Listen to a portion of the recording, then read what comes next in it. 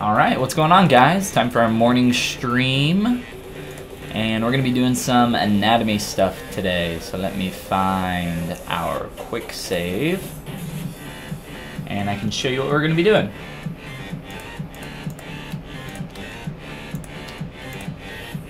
Alright, so this is a model, this one and this one, by Raphael Grassotti.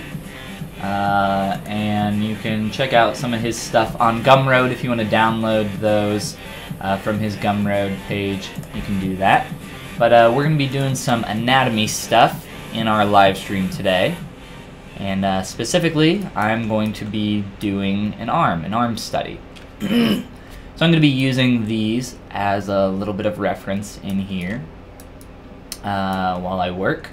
Mainly I'm going to be using this one just to figure out, muscle insertions and placement and try to get the correct position of stuff like bone and the epicondyles here. We also have the ability to kind of solo certain things off and hide some muscles if we need to. So I'm going to be using this arm here for the most part, and once I figure that out, if we want to try to use this as a reference to get more of a natural look with some fat and skin over top of that, some stuff like the the tricep back here being split in such a way.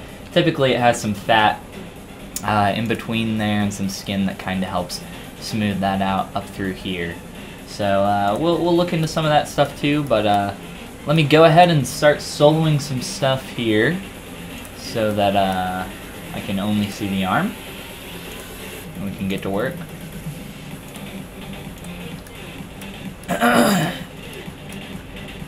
Just to kind of hide all the unnecessary junk. Actually, over here on the other side you can see where some insertions are for like the bicep as it tucks under the deltoid there. Just some stuff that can be really helpful, and it's also just extremely interesting to be able to see a lot of this and be able to toggle a lot of it on and off. But again, you can find that on Raphael Grassotti's page on Gumroad.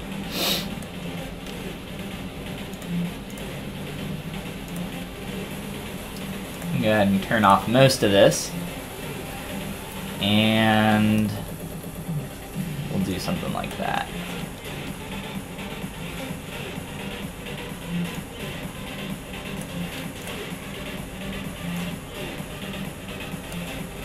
Just a quick little selection to hide everything that we don't need, and that should do us pretty good for our purposes today.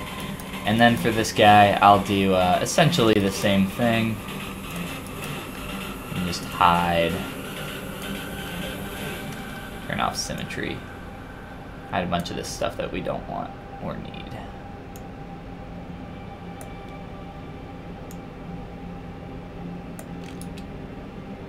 And we'll turn on double there. Alright guys, so I can use Shift S, or if you go up into your layer palette, you can drop a layer to your canvas as well. Shift S is typically something that people press on accident, but I'm going to use this purposefully today to drop a few images on our canvas and use those as a good reference. I can always switch back and forth between these tools as well while I'm working. So let me try to line this up a little bit here.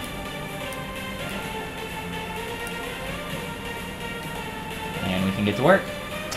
Conrad, welcome to the stream. Glad to have you with us. Adjust this a little bit. Looks like it fell down.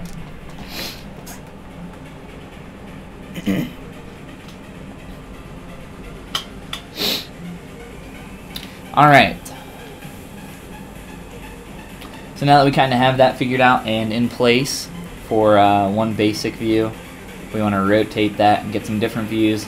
I can switch back and forth to this, but I say we go ahead and begin blocking some stuff out. Grab a sphere, and we're going to do make polymesh 3D up here, just so that it's actually editable, so that we can sculpt on it. And we can begin pulling out some shapes here.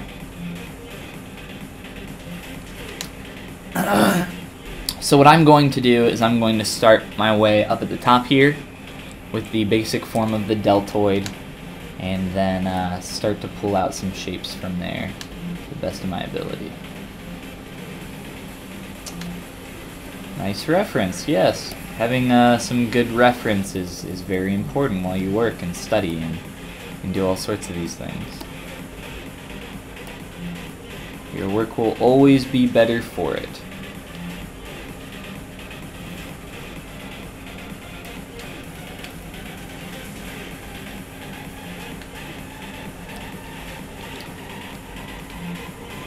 So for some people that are just popping in here again, doing some anatomy study today, working on an arm, and we're going to begin blocking that out here and continue to sculpt on it and progress as we go here.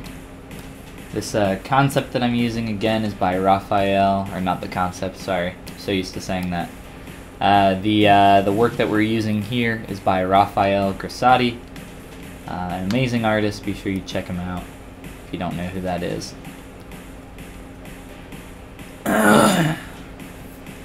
You can find these 3D models on Raphael Grassati's Gumroad page, and he's if you don't know who Raphael Grassati is, he's one of the greats in the ZBrush world. So definitely look him up if you're not familiar. And yeah, I mean, I don't know what else to say other than he's great. He's amazing. one of the best, for sure. And he's been doing it for a long time as well.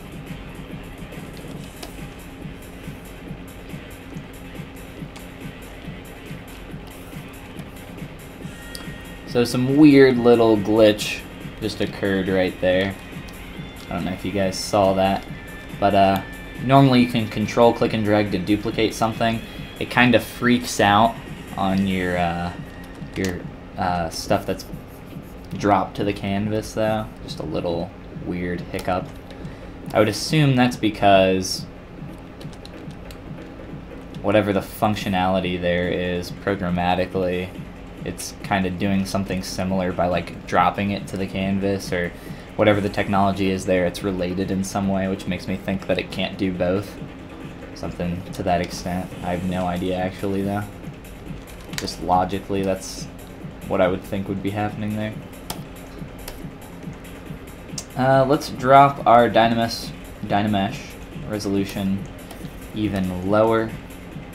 Up here as well, real low.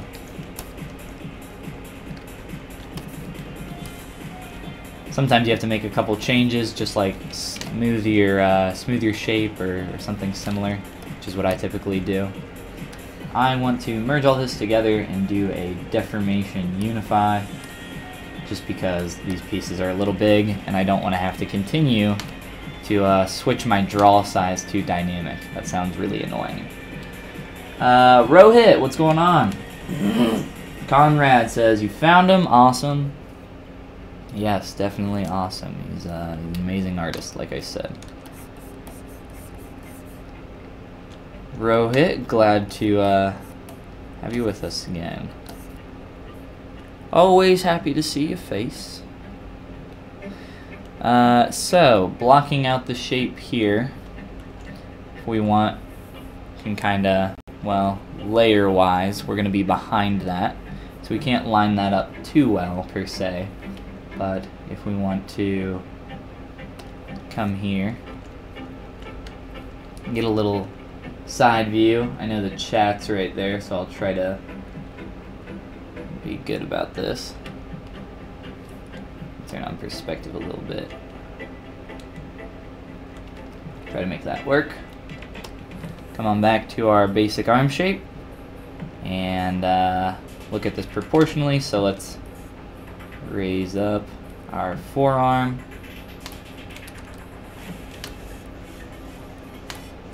And line that up just as best as we can there. Start to pull some shapes around, looking for that basic form. The deltoid that tapers in. It kind of points a little bit towards the towards the front there. You can kind of see it a little bit better from this angle as it starts to flow that way. It's a little bit of like a comma, maybe a backwards comma, with some kind of upside down quotation mark.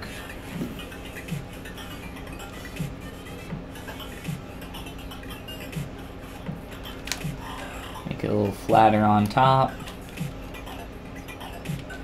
And use our move back face to kind of move some stuff around and fill in some of these shapes.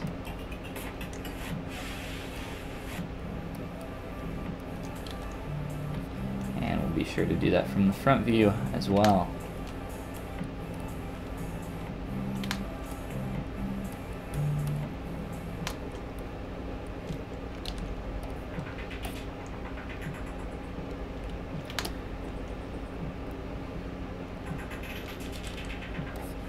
Now there's a couple ways that you could go about creating this and doing your study.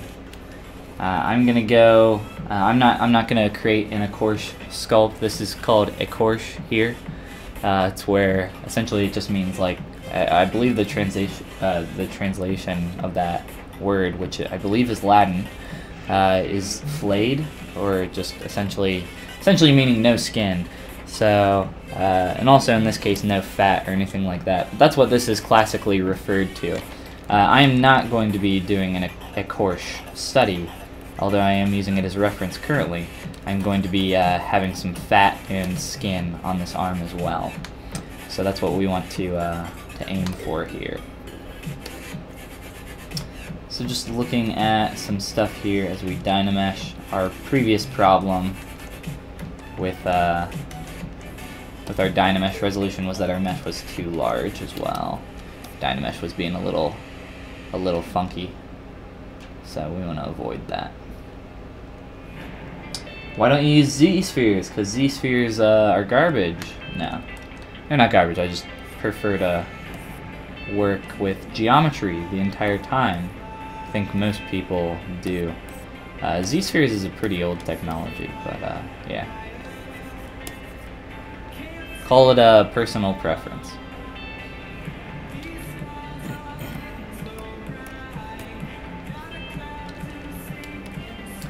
So I'm going to split my deltoid and just have that as a separate subtool over here.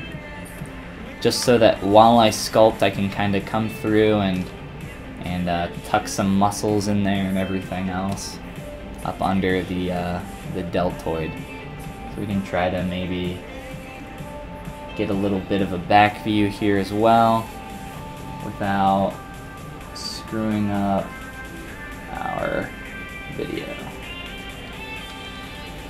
Wham, bam. So we're surrounded now on our document. As we come through, we can line that back up like we did with the side view there. And try to get the gesture first.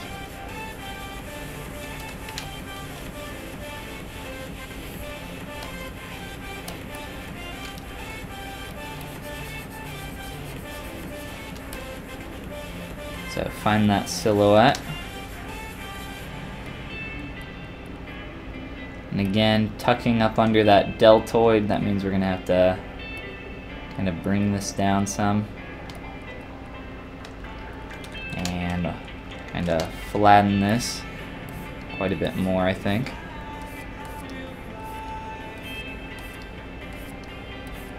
There are a distinct kind of 3 heads of the deltoid that we'll try to work in here as we go as well.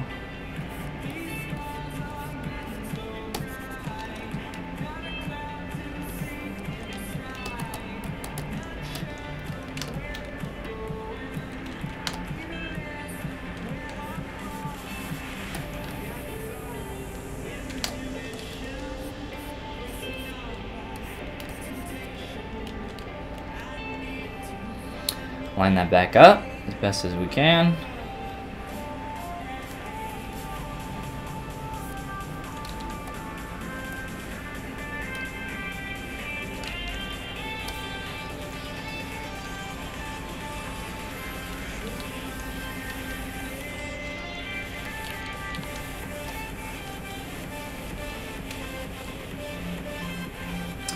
Saw many tutorials on them, but didn't get any helpful. Maybe live stream and asking questions will help. Do a robotic torso and arm next. Cool reference. Can we get that? You can get that. Yeah. Go check out Raphael Grassati's work on Gumroad, and you can download it from there. It is not free, nor should it be. You can also buy a physical Ecorche figure from Raphael. If you don't know who Raphael is, definitely look him up. He's one of the greats. But yeah, go check out his Gumroad page. And you know what? Since everyone keeps asking,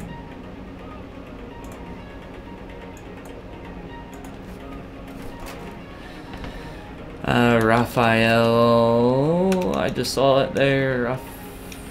Raphael Grassati, Gumroad. We're gonna post this link in the description. So it's down in the description now, gumroad.com/Grassati. You can go download it. It is 22 bucks. And it's an entire actual course that you can download from him. So shout out to Raph there, the Raft man. So again, coming back here and looking for that gesture and that silhouette, and better represent that a little bit.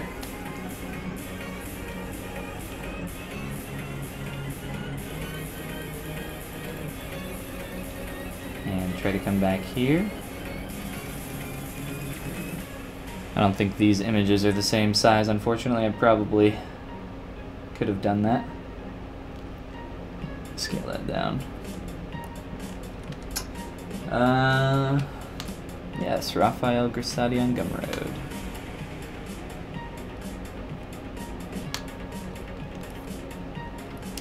And you know what? Too late now, I think. Yeah, it's not a worry. Alright, so looking back here, we're looking at the side view now, trying to get in that basic shape and silhouette of the tricep. For the bicep, we want it to be very flat, and then kind of turn at the last second there, as best as we can. And try to pull out that shape, the elbow a little bit.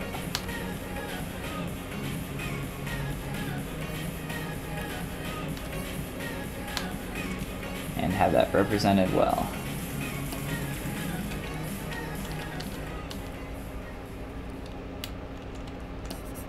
Something like that.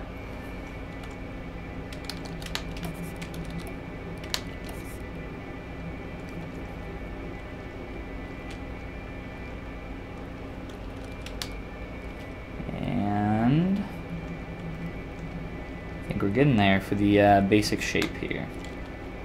Let's go ahead and add in a block or something similar for our hand here,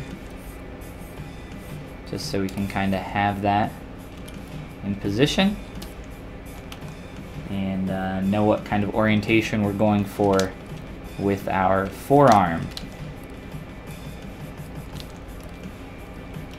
So I'm just going to duplicate this and insert onto our mesh a little cube.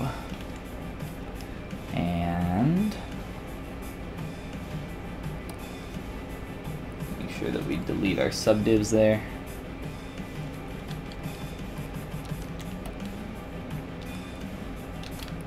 And squish that in.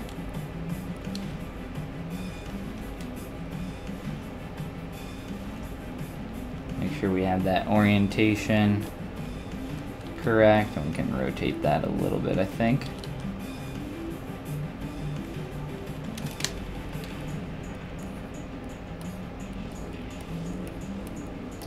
So just trying to use some primitives right now to really get that basic shape.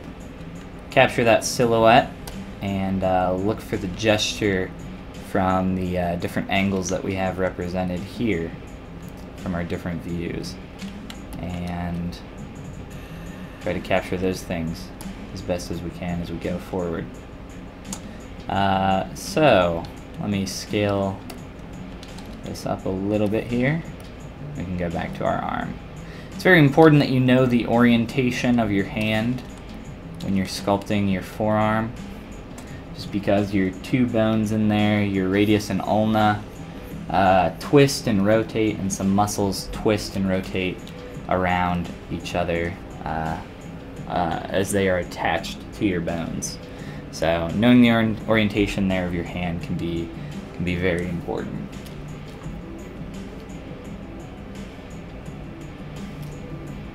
At the beginning of your sculpting, you did a size unify. I did do a size unify so that I could work within the 2 units that ZBrush works best at. I did that to avoid having to use dynamic size. Alright, merging those 2 down, so getting that basic, just kind of palm shape. And I think making that maybe just a wee bit bigger and dynameshing those 2 together a little bit higher. Starting to block that out. Alright. So once we get to a happy little place here, we can start blocking out where we want all these muscles to go. Now, when you're doing a little study like this, it's important to think about where you want to terminate your muscle, or for, in this example, our deltoid, right, of our arm. And let's go back here real quick. So I have it sliced here. I'm just doing the arm here so that I can rotate around it and look at it a little bit better. But understanding where we're going to cut this off, so try to get the deltoid attaching up to your clavicle, and the spine of the scapula in the back is where it tucks right underneath, if I'm not mistaken. You guys can correct me on that if that is a little bit off, but that looks like very close to where it is connecting. So we'll also throw a little dude down here from our perfect front view as well. A little bit of this angle. Try not to cover up the chat too much.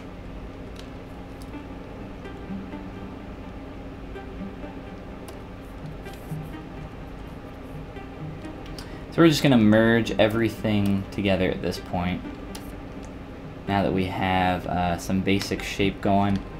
And what I would like to do is polygroup everything, Control W, and Z-remesh this. When I Z-remesh it, it's going to lose a little bit of its shape, and we'll see how much of that it loses, but let's see. So that's 1K polys there. I think I'm fine with that. So just to kind of get a little bit of a cleaner geometry to work with that we can subdivide up through and continue to work with here. So let's go ahead and get some subdivisions in here.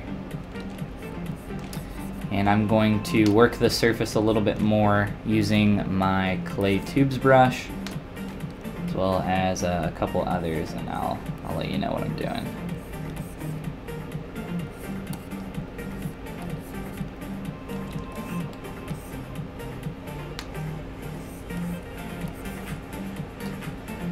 So some trim dynamic just to adjust the surface a little bit better, kind of flatten some things out. Use the damn standard brush to cut in and get some sharper transitional positions here. But when we have some skin and fat over top of these places, it's not going to be nearly as sharp of a transition as what you're going to see here in an écorche model, or écorché. So I think it's fine to, you know, mark your positions of where you want some stuff, and kind of sketch that out as you go. But we do need to kind of be smart about how we do that and make sure that we come through later and make up for some of these things.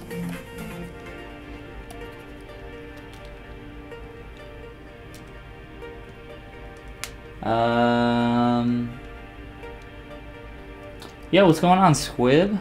Where can I find that button? Deformation Unify.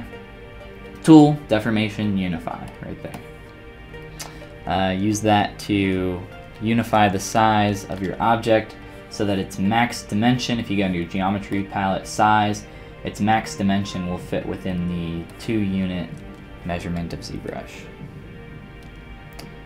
Some more information in one of my recent streams about how scale works in ZBrush and how it's a little complicated.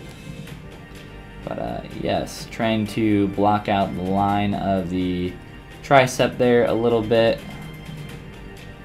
Going back to our, you know, just our elbow back here, and make some room for the lateral epicondyle of your humerus. I believe it is your humerus. You can make sure it might be partially on your radius or ulna, but this epicondyle here, this bone, it is on your humerus. So you can see that purple one sticking out there. On the inner side, you have an epicondyle sticking out as well. That is coming from your ulna. So the way you remember which one is your radius and which one is your ulna is you thumbs up and you say, "That's rad," and that is your radius, the one that connects to your thumb. There's some twisting and stuff that goes on there, but that's a easy little, what do you call those? Not homonym, but just a little trick to remember that. So continuing to kind of sketch out some lines here as we work and try to figure out where some of these shapes are going to exist. So I'm just using that damn standard brush and kind of marking out where we want these triceps to go. And it's okay if they're not perfectly accurate. It's not the end of the world. The tricep here has a really kind of, I don't know, it's kind of like, I don't even know how to describe the shape of the tricep. It's got like a pincer or something? I don't know. But the lateral head is higher than the inside one here. So keep that in mind while you're doing this. And then the tricep, you know, 3, it's got 3 heads. So keep that in mind as well. But like I said, there's typically some fat there and everything else. So for the most part, a lot of that gets covered up.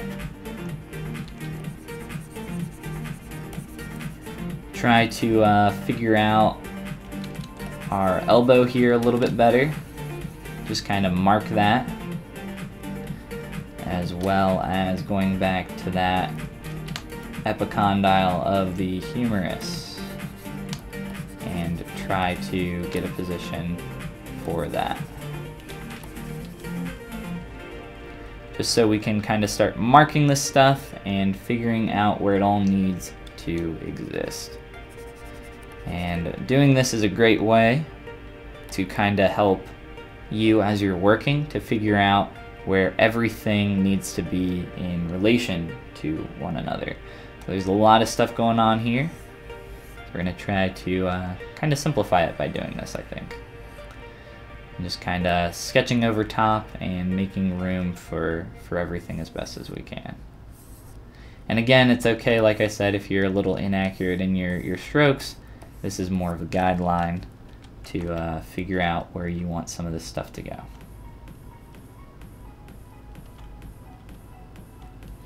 From that epicondyle, we're coming down and wrapping, I believe, all the way down to the tip of our radius. You can see this muscle here, so starting here, wrapping down, around, and tucking down there into the radius. So we'll try to represent that as best as we can.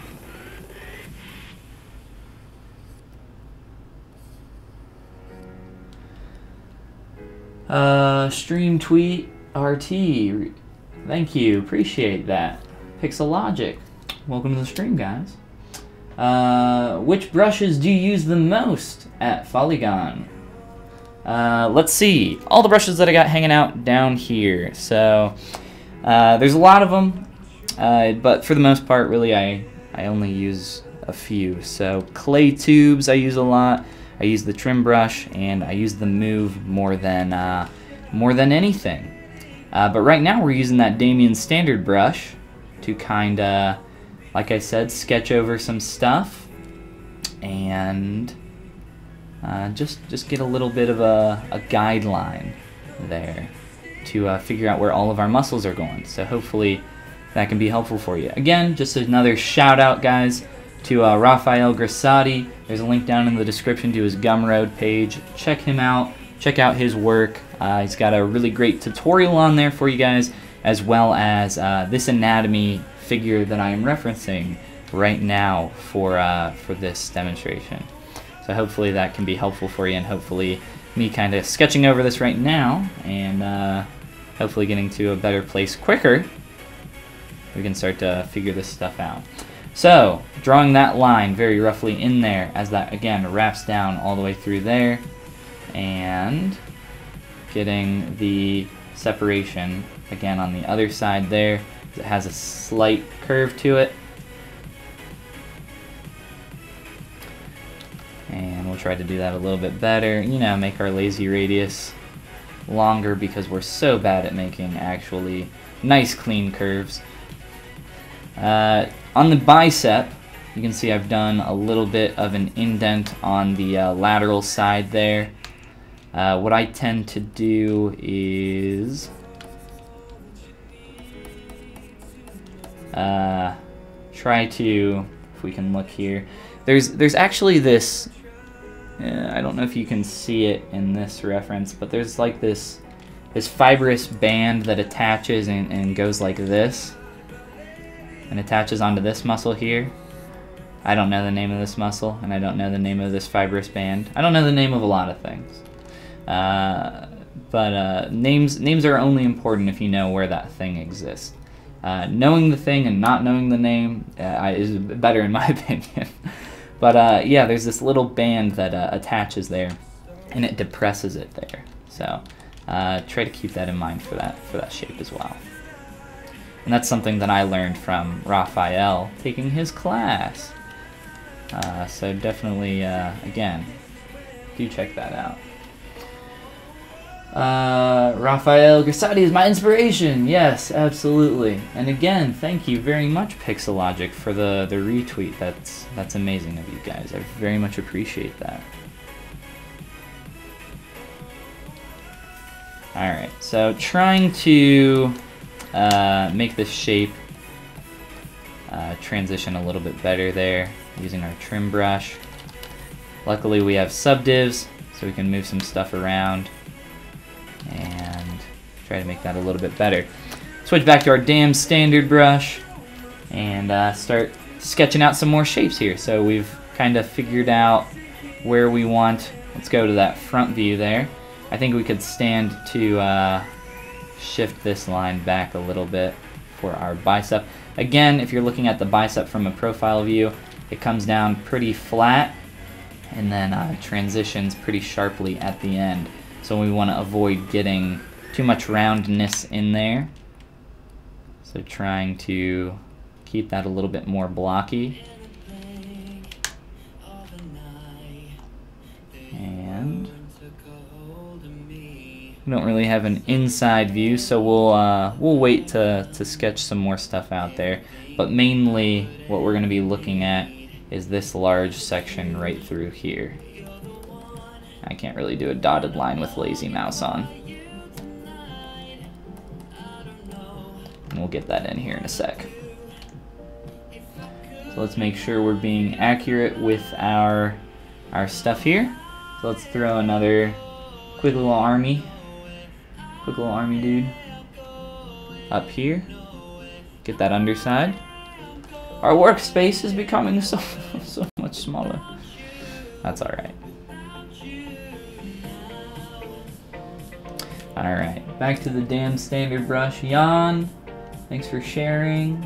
Pixelogic, you are welcome. Thanks for sharing your knowledge. Well, thank you. Could you use the software that shows typed keys on the screen? It might help me set the hotkeys efficiently. My hotkeys are completely different from the default hotkeys, so I feel like that would be a bad idea. Yeah, so no, I don't think so. My numbers like 1 through 9 are my brushes down here. I use G. That's for solo mode down here. So G turns on solo mode if you don't know what that is. So if you have your selected subtool, G will turn that on and off, which is not by default. That's a little hotkey that Ryan Kingslion uses, and I stole that from him. So shout out to him as well. Shout out to everybody. That's just an amazing sculptor. Okay, guys.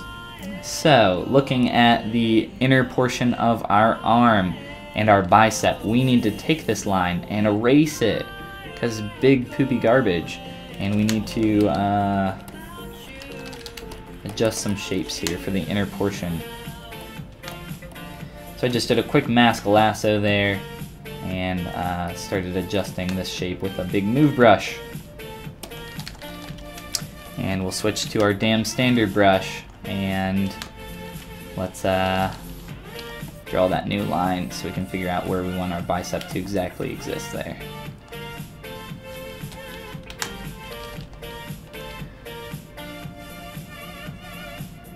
So coming up to about that halfway mark, a little bit less so I think, and we can bring our tricep in a little bit more, that inner head of the tricep, as well as this muscle here, which I'm not familiar with. I don't know the name off the top of my head, but we can try to represent that as well.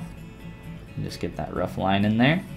Again, in this stage, if you're having trouble controlling your surface, controlling your shape, and you're really struggling there, I recommend that you just drop down to a really low resolution, something that isn't going to let you focus on those small shapes, and try to just focus on those big forms as much as you can, because really that's what is going to make your sculpt look more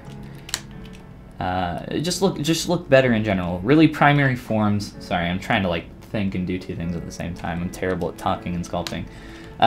Primary forms are so very important. So if you're coming in here and all of a sudden your surface is looking more and more uneven, and what warbly is the word I use a lot. Really, you gotta just knock it down some subdivs or Dynamesh real low if you're working in Dynamesh, and really rework those primary forms as best as you can. That's my recommendation there. Alright, guys. I think that I need to flatten my forearm. You know what? Maybe not. Maybe it's flattened enough. I just want to look at this a little bit here from the side view. And again, just dropping down to that low subdivision level and reworking those shapes as it starts to wrap around and get a little bit fatter there. And again, using some really good reference is really important here. Try and find the best reference that you can. So take some time before you do some work to find some good reference and work that way. Things got a little messy back here, and we kind of lost our major shape that we were going for, so let's try to get that back in a little bit better. So trying to capture that arc there, and just kind of sketch that in a little bit. Yo, Folly, could you make a tutorial on hard surface? Yeah, I've done some stuff in the past with ZModeler, and I hope some of that's been helpful in the past. There's a lot of different ways to accomplish hard surface stuff in ZBrush. ZModeler is just one of those. There's a lot of brushes like H-Polish and that kind of thing, which can be very helpful there. But let's try to come down from this epicondyle here and just get a clean line all the way down here. A lot of these merge into one solid mass once you get some skin on there. So I think for the most part, capturing that large shape is what is most important for us. So let's try to figure out exactly where that needs to exist. Let's switch over here, and just so we can rotate around and see exactly what we want to do here. So this shape here is what I'm talking about. This tends to form in just one large mass. And down here you start to see some separation as those come down under your... I don't have it, so thankfully, thank God I don't have the carpal tunnel disease. I can remember it. So underneath the carpal tunnel and attaching way down onto your fingers, so all your fingers, you know, all the muscles that flex and activate your fingers and all that, it's all in your forearms. So all that flowing down into there, you tend to see those shapes down here a little bit more. So let's try to capture this shape and pinch that in between that bicep there. So there's a lot of just a lot of I don't know exactly what I would call it, intermingling of shapes and forms here. It's not just such a solid cutoff that hey, it just transitions from this thing into the next thing, but it's a lot more elegant than that, and I think trying to capture that and represent that as best as we can here, it's very important, because that's the point of an anatomy study, is trying to go for accuracy, and if we can do that as best as we can here, try to improve what we're doing, and try to share some stuff along the way, I think that's good. It's good stuff. Alright, so switching back to our shape here, trying to pull that line down, and I want to move that line and inflate this muscle here, so we can just do a move brush, mask that off, and move that over.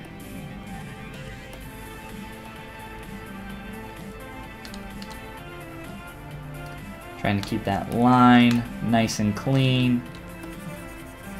We might need to bring this form over a little bit more as well.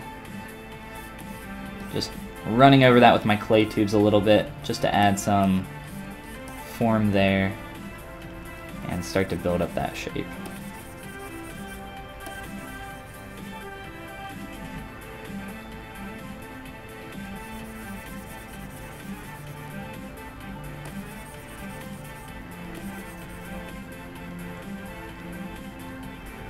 And I think while I build up this form of the bicep here, so I can start to get these forms to kind of play with each other a little bit better, I really want to, my front view, it's so small.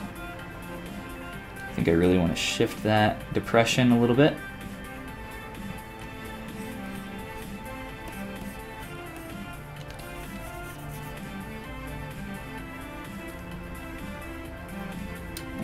Try to get these shapes to work with each other a little bit better and just kind of begin sculpting over them. I think it's going to make it a little bit easier to see what's going on with our forms and what is incorrect and where we need to do some stuff here. It can be difficult to get the shape of your tricep or really anything that's like tucking up under another form. So what I recommend for that a lot of the time is splitting stuff up into separate subtools. That's what I prefer to do, but you know, you can always just kind of do a little quick mask and adjust it that way as well. So I think both kind of work pretty well, but it's comes down to preference, and try both and see what works for you. I'm sure you guys have seen me splitting up geometry quite often on here into different subtools. So starting to build that up. Looking at our front view, our deltoid and bicep need to change form a little bit, so let's mask off our bicep, step on down, and begin to change that angle of our bicep a little bit here.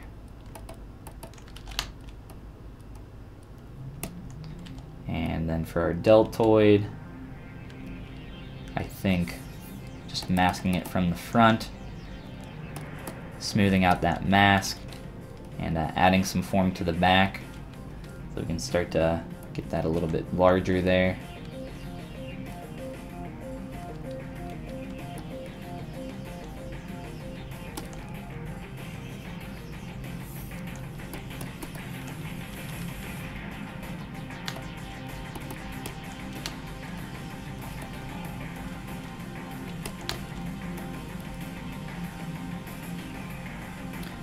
And there we go.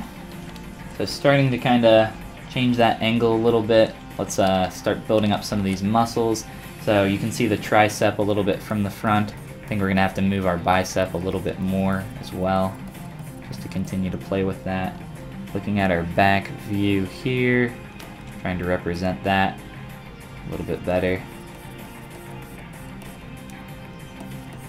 as that goes back to the elbow there. And really try to get some form on these guys. You can use your inflate brush. I prefer to just use one of the clay brushes. I like the clay tubes.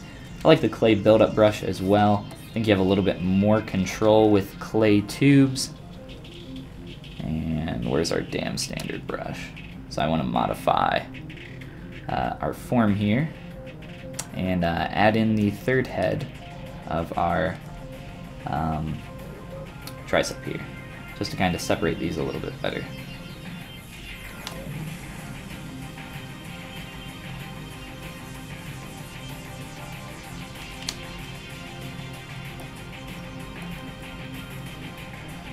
And we want to bring that down.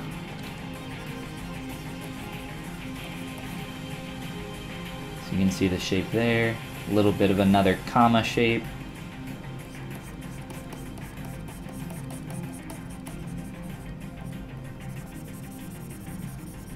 What I like about the clay tubes brush is that while you're using that, it will only raise the surface up to a certain level. So you can stroke as hard as you want and keep stroking, but it's not going to add any more geometry on there. With the clay buildup brush, if you keep stroking and stroking and stroking, it's going to build up forever. So again, that clay tube's a little bit more control there, I think. But the clay buildup definitely has some perks to using that. So trying to get that form in there, trying to get that shape to turn a little bit better, and I'm gonna try to do that here.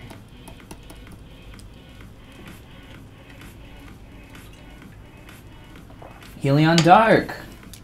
It has been a while. Glad to have you back, though.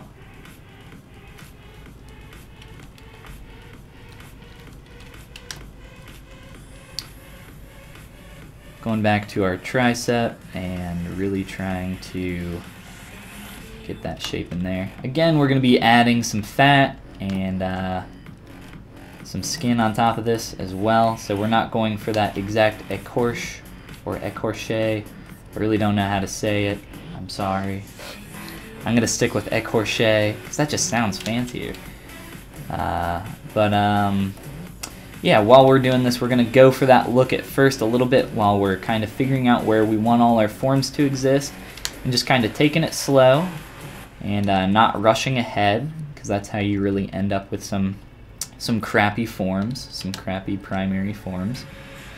So let's take it slow, like I said. Block things out properly, and then we can begin adding that fat and skin on there and everything else after we get to that point.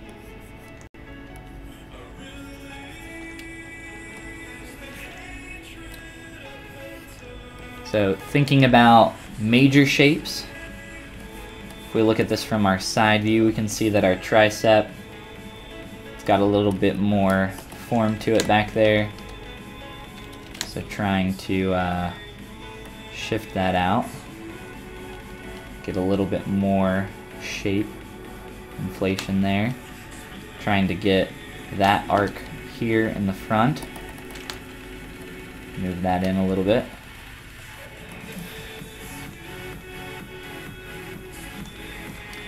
Overall, the triceps shape, and going back to the elbow, if I can draw this with my mask lasso, the general shape should have, if you're talking like artistic anatomy, it should be like, again, that big kind of upside, or I guess this is more of a right side down, right side up, comma. So kind of going for that shape there. Is what we're looking for primarily. If you look at our back view, I think you can see that a little bit better. That big arc here, and then that nice S curve, followed with this muscle tucked up in between the bicep and tricep, up underneath all this junk.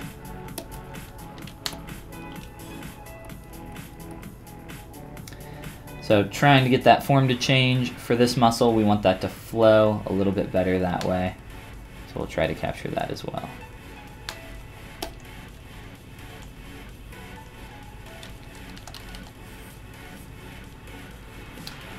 And I think by moving this line of our bicep forward a little bit. Again, like I said, when you're doing those damn standard lines and just kind of separating everything, it's really not that important that it's perfectly accurate, because it's really easy to just shift things around here with some masks and your move brush and all that. So it's not the end of the world for you by any means.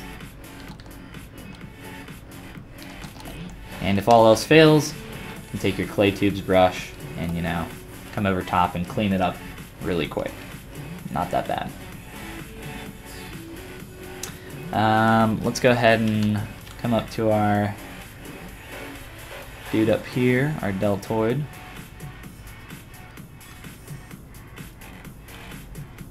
Try to clean that up.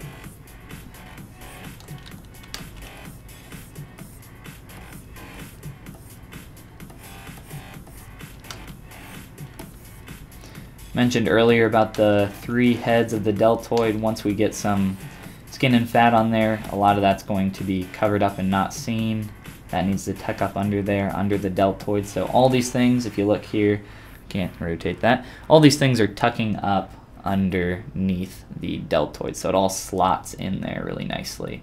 So again, I said we could capture that by splitting stuff off into separate subtools, or we can try to capture that by masking some geometry off here and tucking that up under, and maybe taking the deltoid and tucking that over top.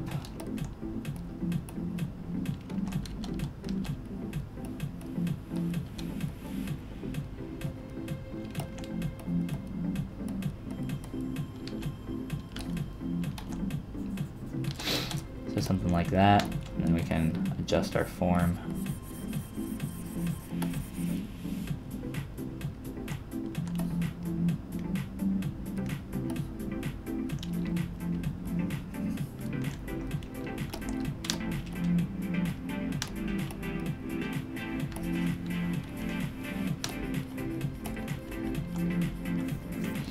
And doing a Dynamesh, we can clean that up. I say we wait to do that though.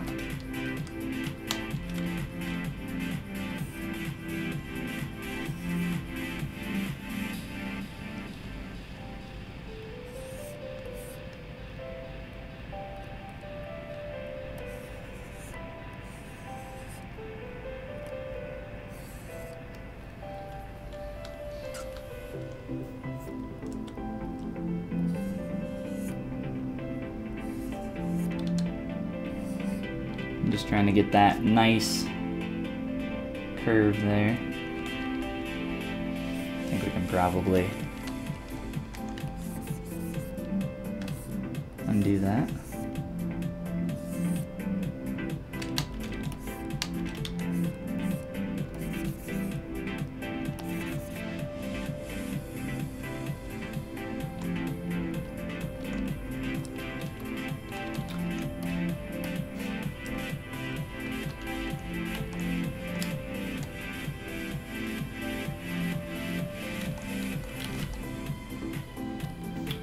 Let's go ahead and do this.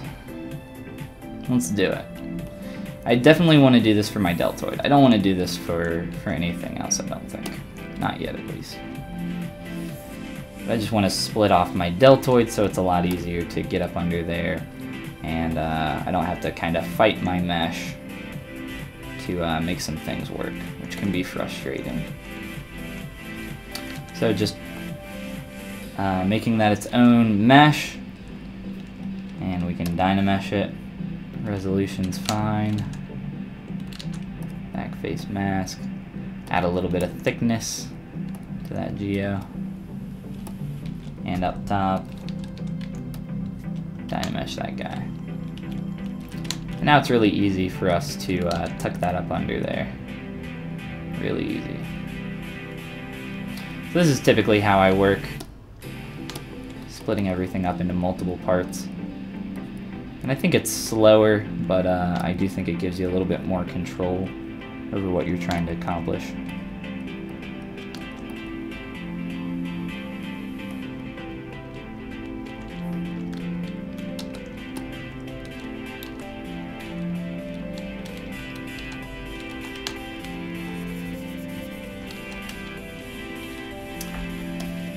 All right, so let's continue to block some stuff out here on the upper arm. We're going. Blocking out these major forms here where the surface is turning the most. And trying to capture these shape transitions a little bit better. Move that bicep in even more. It flows up right in there into the deltoid.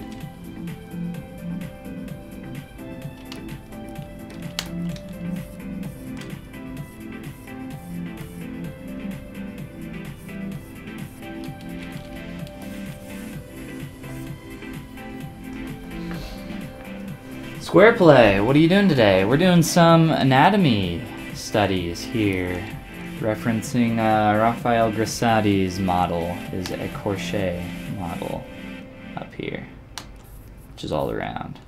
Working on an arm.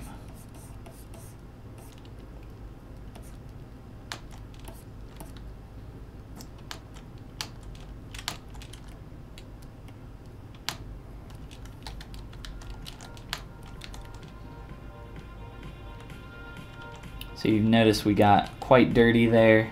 Once I subdivide that, it's fine. Not a big deal. Especially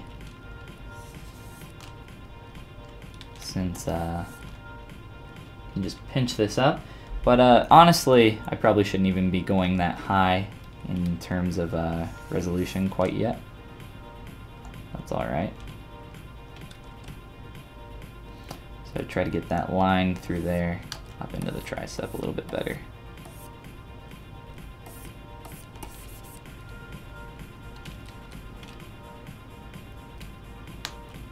Try to rotate around your model a lot.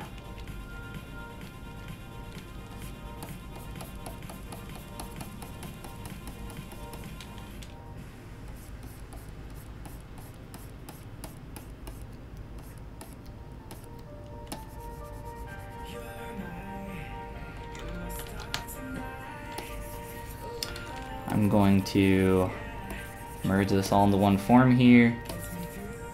And if I want to get those separations back in, I can. But for the most part, I just want to look at the major shape and make sure that I'm accurately representing that a little bit better.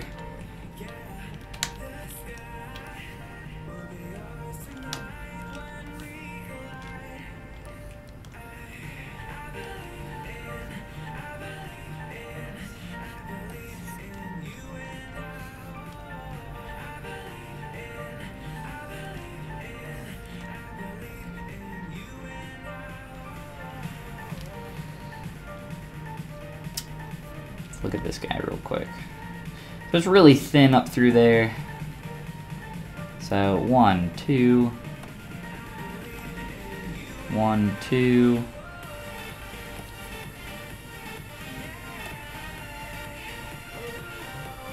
1, 2, 3, 4. Okay. So let's use our move brush with AccuCurve. Now there's that point there, one other point for that middle head, and one point down here. So I'm just trying to really distinctly separate those transitions there.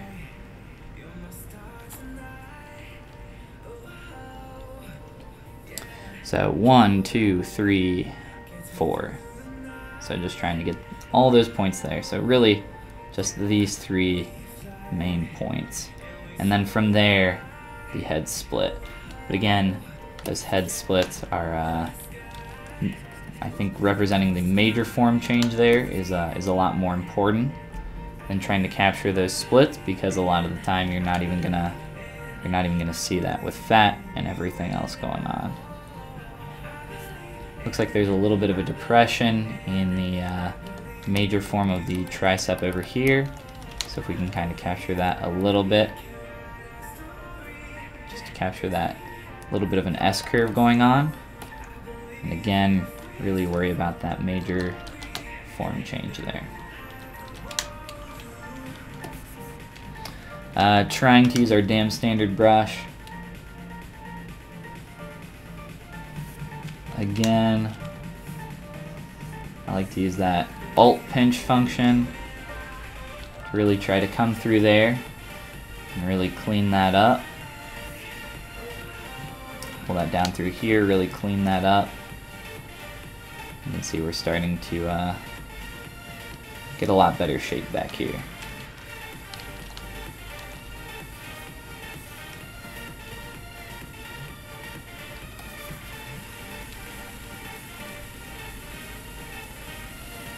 And make sure that we have that separated there as well. Coming back, so there is a form change here that we want to represent well. That inner arm, you can see that transition too.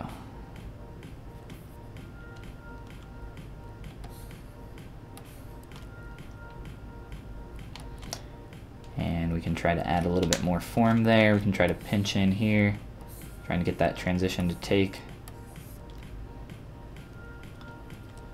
And all that. And of course we can add form in there. Let's up our Dynamesh just for this area in here. And perform another. You can see that the shape pretty much terminates up here. Tucks in. It's more of these two muscles kind of butting up against each other, so let's try to represent that. They kind of slide up against each other there.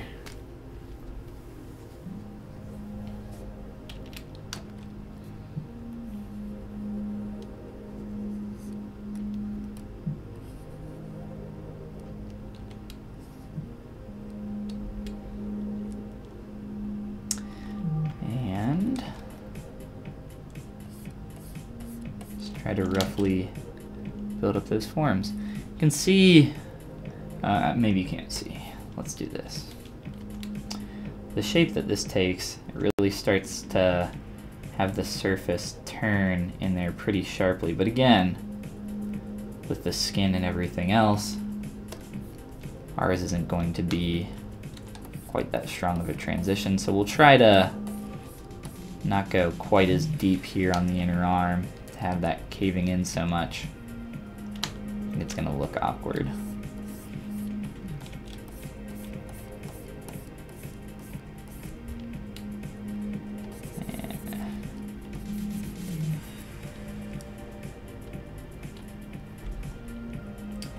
Looking at this from the front view, I believe that that is the tricep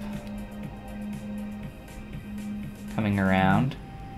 So you can't really see this muscle from the front view, but you again can see that tricep sticking out, so let's try to get that represented a little bit better than what we're doing there. So coming through and masking that off.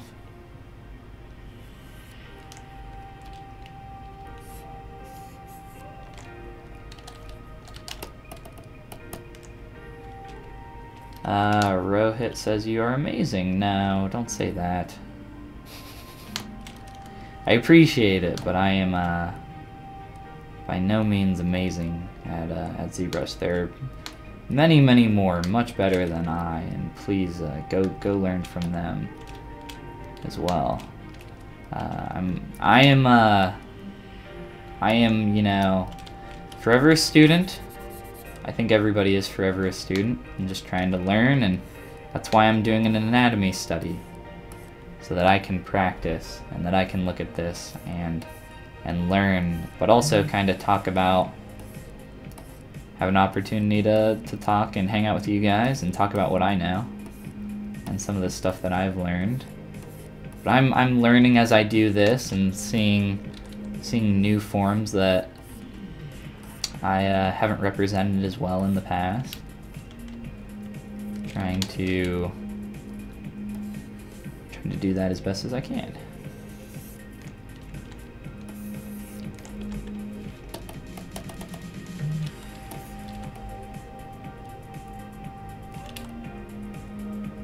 So this guy like slots in there quite a bit.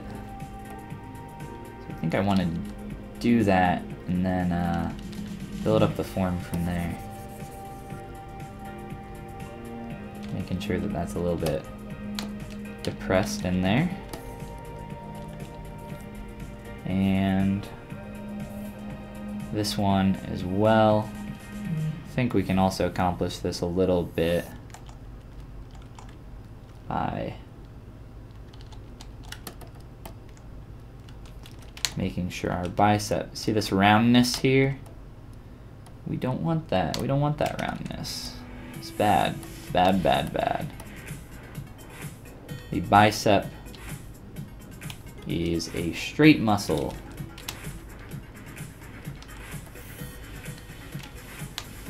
We should be able to draw a transpose line through that boy. We can't, so that's bad. We did a bad job. Let's do a better job.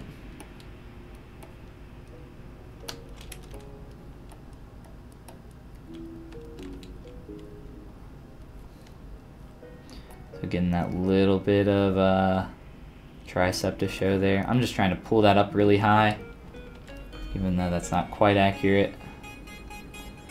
I'll tuck that up under a little bit better in a sec.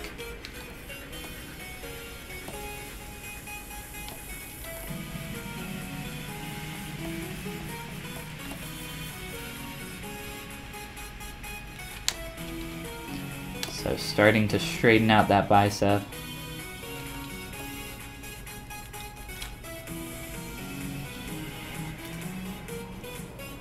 "8-Bit Bros, what's going on?" You gonna post this up on DeviantArt? What's going on, Daryl? 8-Bit Bros is the better half of Art Anonymous, the podcast that we're recording. A new episode's going up today, by the way. Daryl and I. Daryl is a traditional sculptor and really cool dude. And we have a lot of fun recording stuff. But yeah, we have a new episode going up today. We're finally getting around to answering some audience topics and questions and stuff like that. So hopefully that'll be fun. So be on the lookout for that later today. Probably post it on Twitter when I upload the video. And I'll do so after we're done streaming here.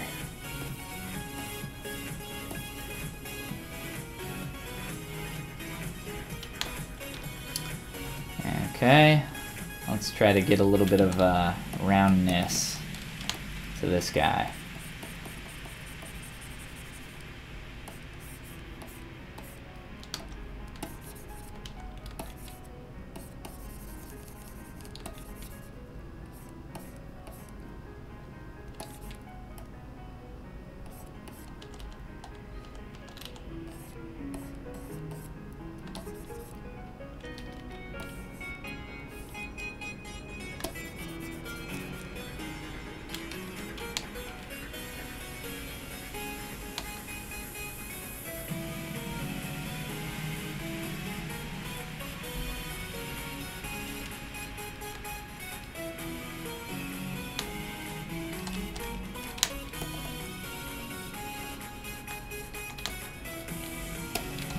Alright.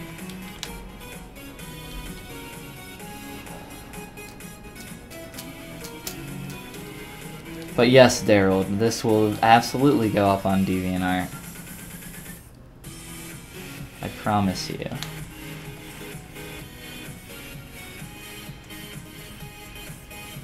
Daryl and I have some pretty fun stuff planned for Art Anonymous coming up, and I don't want to spoil it, so I'll just kind of leave it at that, but it'll be a lot of fun once we get to that stuff. So definitely listen to the episode today and let us know what you think. It's more of an experiment that we've been playing around with than anything else, but we have fun doing it, and yeah, it's a good time. It's a good time. We call it Art Anonymous. We call them our AA meetings and our AA members. We are the AA members as well, you know. But yeah, check it out. It's a good time. It's a good time.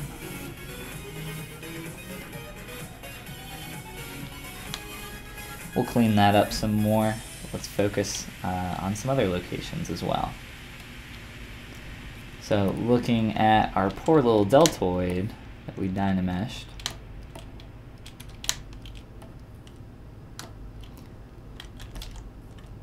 One thing you can do that I like to do, well, let's lower or increase that resolution there.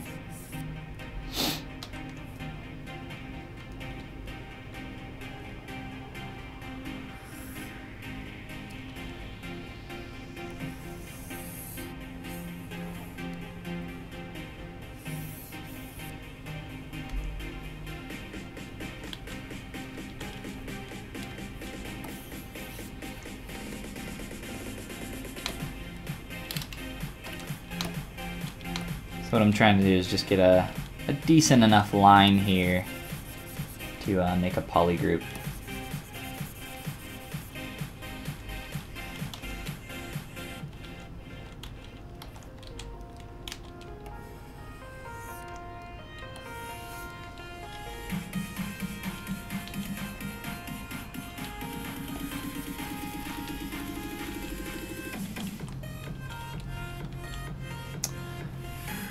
And with that, after I make that a polygroup, Control W will make your masked object, or masked area, into a polygroup. So,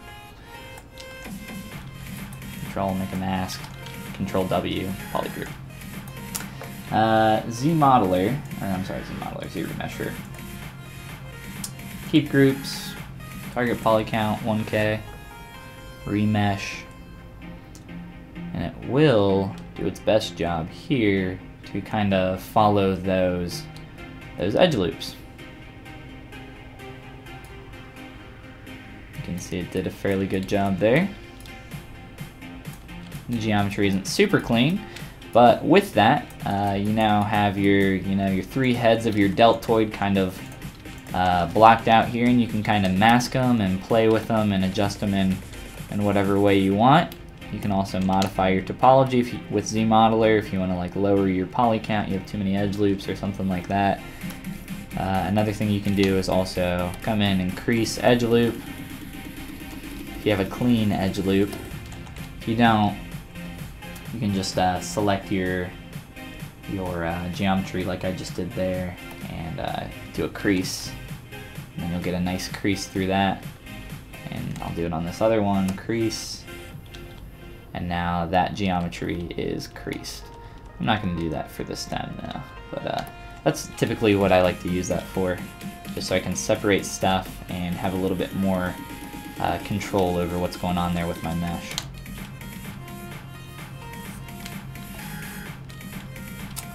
But yeah, we'll continue to mess with creating some separations here in our geometry. Especially this line of the bicep, it's pretty straight. So if we can get that a little bit better in there. Have that tuck in.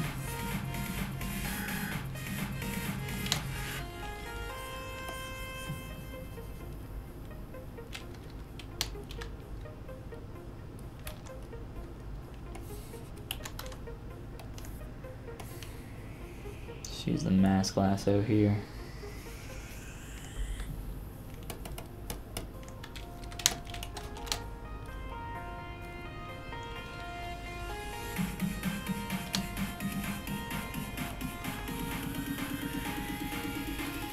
And try to look at that form from our front view. We can switch back up to our guy up here if we're having trouble seeing. Kind of see what form he's taking. So he's coming up at an angle back towards that tricep, so it follows that line right there and then comes down. So 1, 2, and then kind of wraps around the bicep. 1, 2, wrap.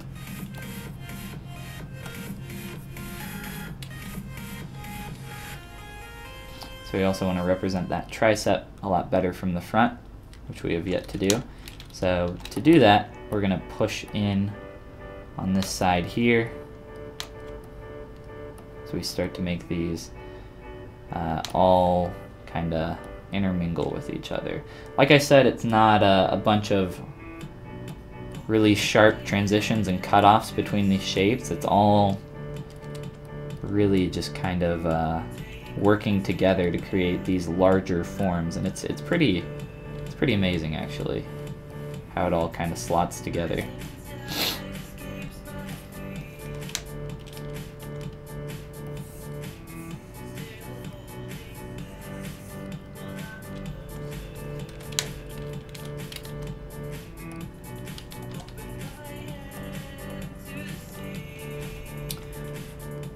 So we got that basic line there figured out. Again, for the bicep stuff like this, not a big deal because we can always just Dynamesh it back together, clean it up, and get on.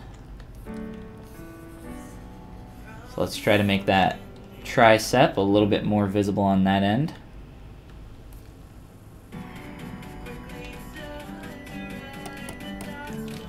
If I can build up this form a little bit more here, coming out.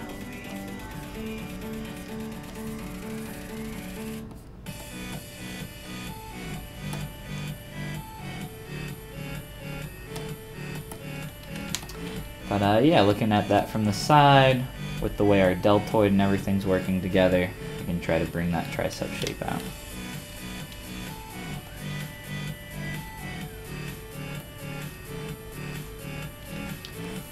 Try to follow the line of that a little bit better. And from there, you know, we can come back through and clean up that separation.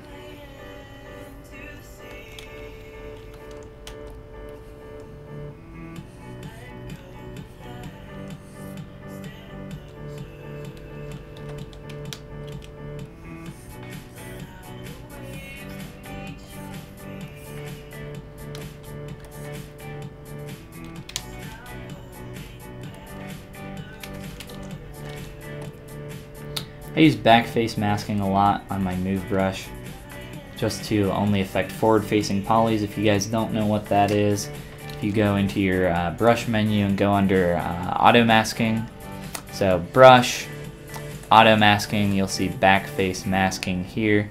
If you turn that on for something like your move brush, what's going to happen is it's only going to affect those forward facing polygons, which might sound a little weird, but see how thin this is up here? So if I push this direction, it's only going to affect those polygons there. So very helpful for thickening up geometry, or, you know, closing holes really quickly like that. A lot of little things like that can be done pretty easily with that, and then you can just Dynamesh it all together. So stuff like that inner crease I was thinking about doing, but I ended up leaving it. So you can maybe re-Dynamesh that. And try to clean that form up a little bit more. I tend to like to keep that off though by default most of the time.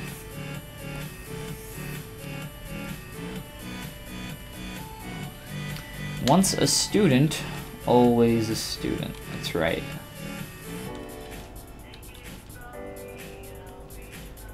The day you stop, you know, learning and growing, that's when you start stagnating.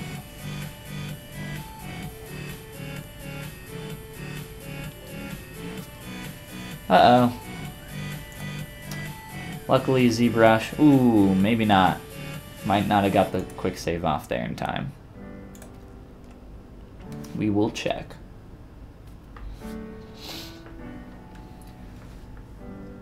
Hopefully. If not, it's not a huge deal.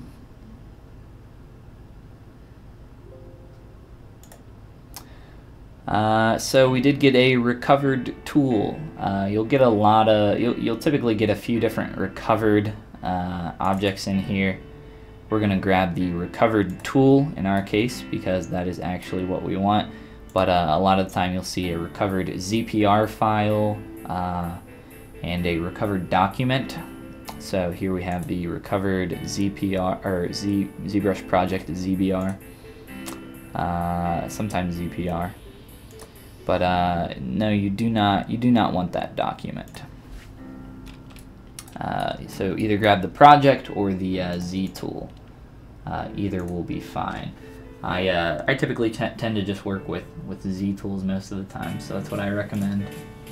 But whatever works for you. ZBrush projects typically take up a lot more data, like close to 10 times the amount, so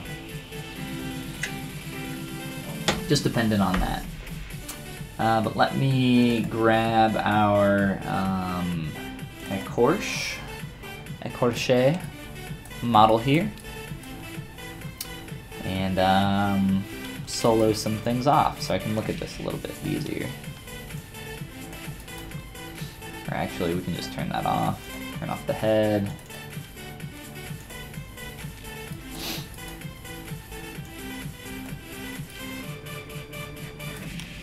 Grab just our body.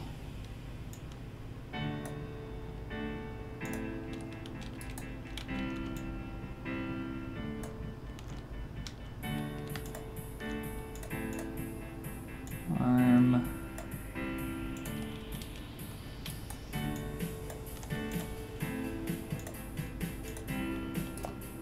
And there we go. And it looks like we got some extra little floaters going on out there. Don't know what those are doing.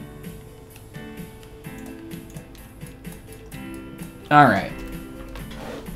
So no big deal. We still got this arm here as we're working on the upper arm and working on that form. So let's start positioning this back here.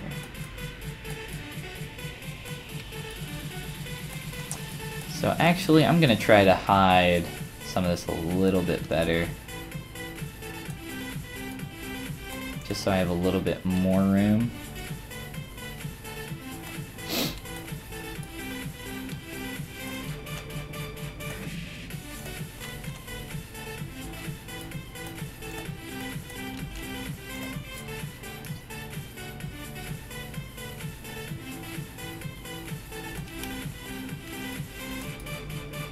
All right.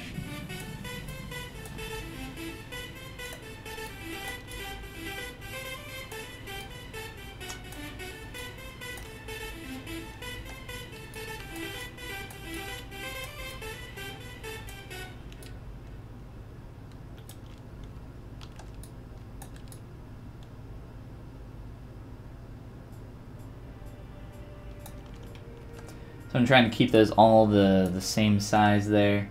And then for the inner arm here, I'll just place him down here and try to not cover up the chest so much.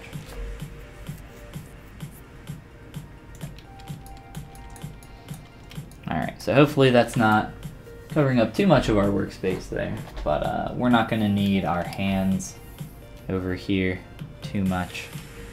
We're especially focusing on the upper arm, so hopefully not a big deal. So we're focusing up here on the upper arm right now and trying to pull in some of this. I might have... Nope, we're good. Thought my Wacom drivers had stopped working, and that would have been pretty annoying.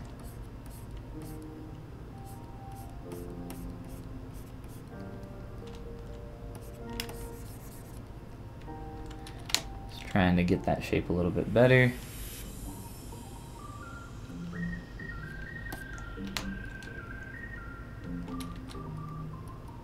block that in some.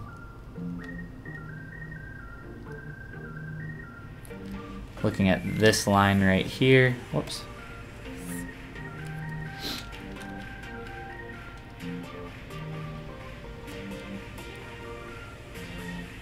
Try to really clean up this form as it's quite warbly through there. So again, if you're having trouble with those forms and they're starting to look like that, you can drop down to a lower subdiv and start working on them there to attempt to clean those up a little bit better. Or Dynamesh, if you're working in that, Dynamesh down to a lower resolution and start working with it there if you're having trouble. I'm gonna try to fight the surface here a little bit though.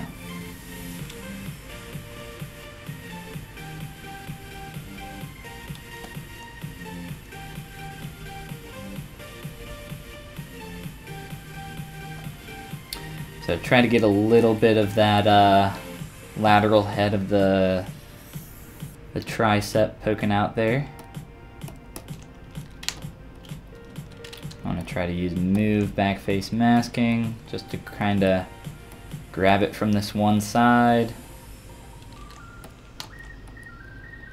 I'm going to layer that a little bit better there. And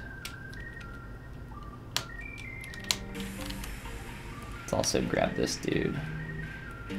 Try to pull him down.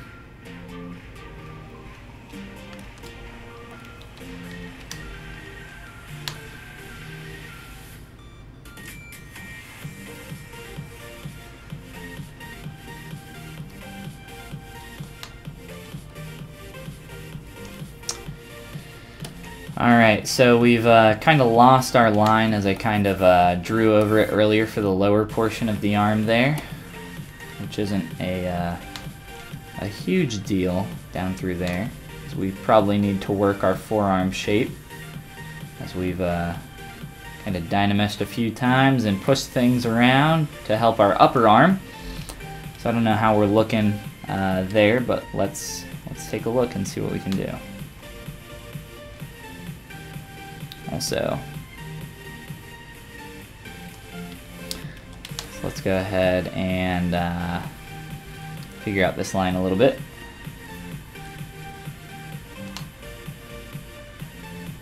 Let me see that line. There we go.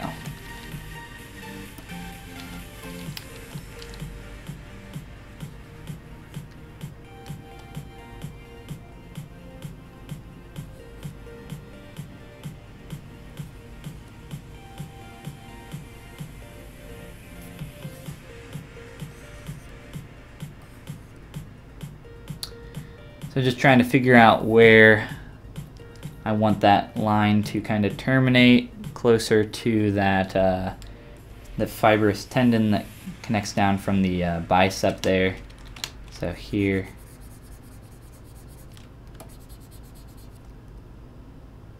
And then try to bring that line a little bit more into right there.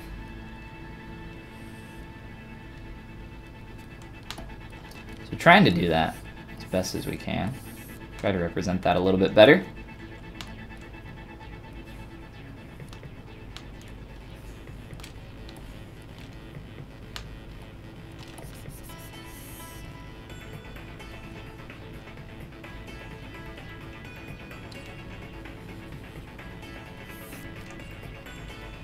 Just using a quick mask lasso here to mask out what we do not want.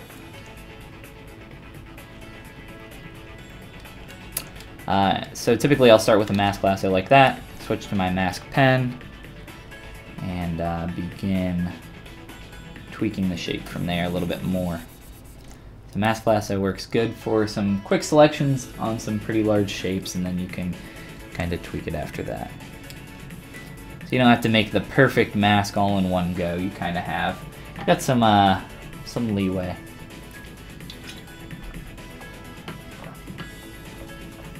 All right, so we're looking at this shape here. Just spit all over my sin teeth.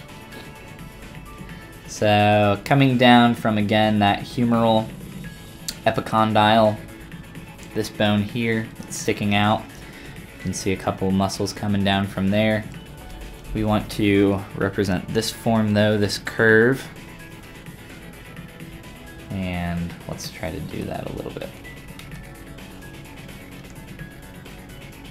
That comes down all the way to your radius down here, tucking up under some other muscles.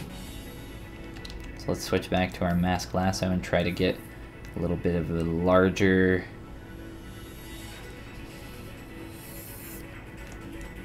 quick mask there, just to cover up a lot of that, and tweak it from there.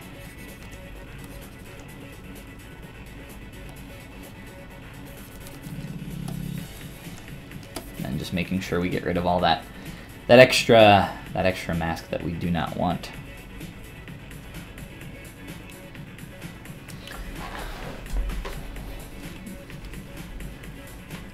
Alright, so looking at that form as it wraps around our forearm, a little bit of a sharp cut there.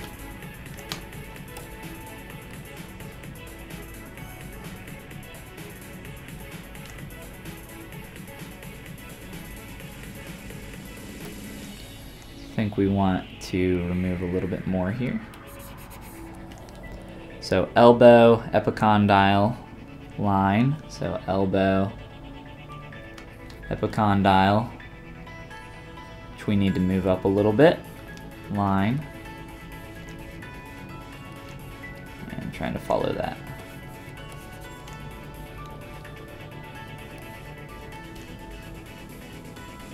Might be easier if we put in the straight pieces first, just to kind of proportionally get those in place so that we can compare these against one another.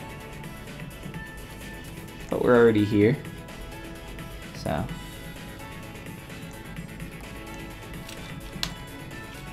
Now, again, just kind of inflating that form a little bit here using my clay tubes first. And you can see here it's creating some buildup there. You can also soften your mask if you would like, depending on what your resolution is.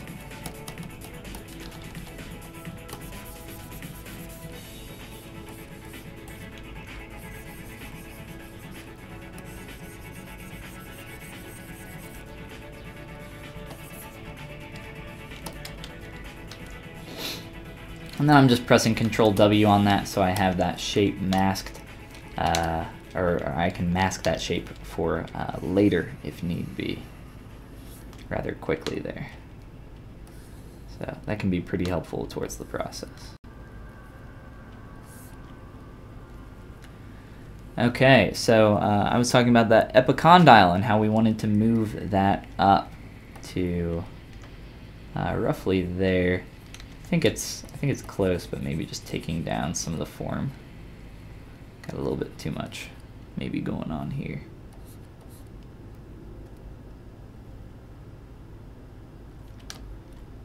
As well as possibly shifting our elbow.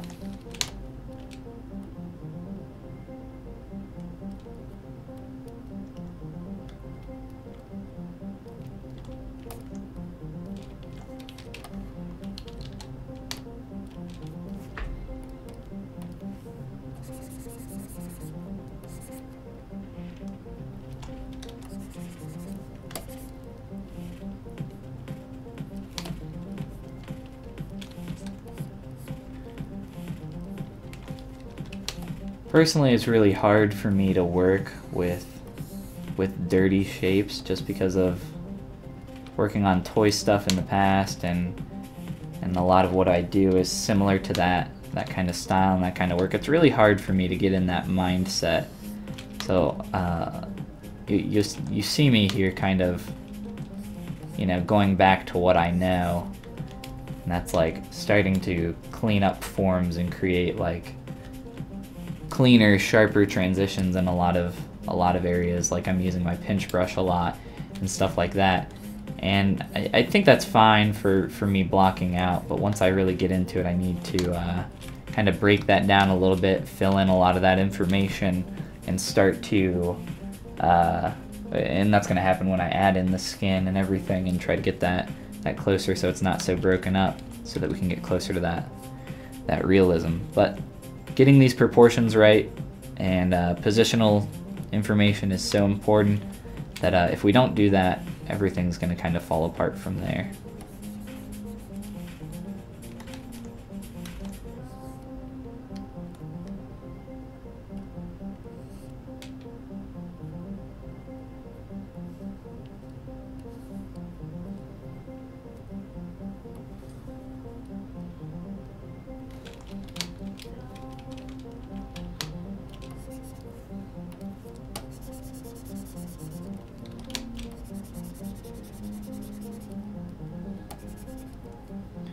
So we're trying to get out of our comfort zone, but we always slip back in.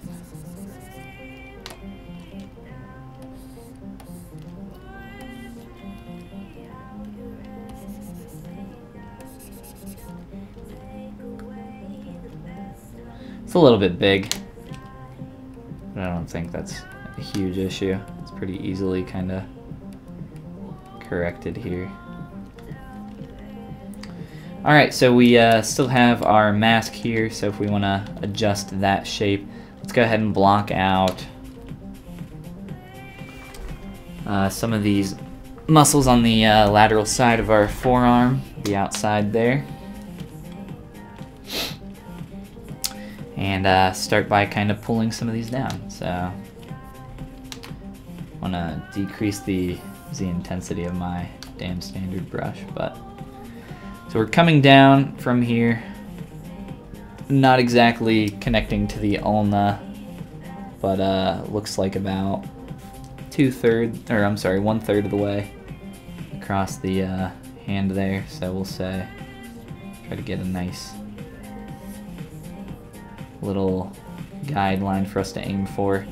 So starting off a little bit larger and then tapering in.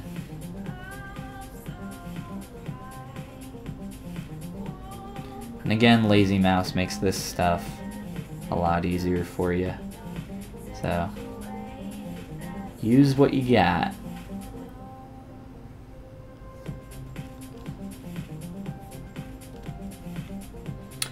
And following this line here, as this wraps around, you can try to get that a little bit better.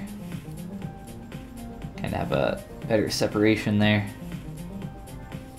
Even though, you know, look at your own arm. I don't have a really tight line anywhere similar to that. So really this is again for study, but we do want to eventually take it to a point where we can kind of break up some of that stuff and get rid of some sharp transitions and fill in this information and start to get closer to that final result, which I don't have open right now. I could open it up and show you guys. Or, you know, like I said, just look at your own forearm.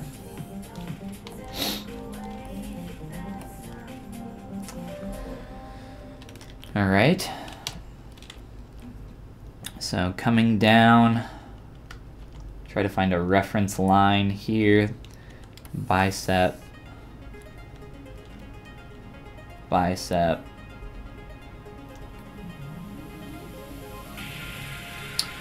About halfway through that shape. Try to find a place for us to put that line.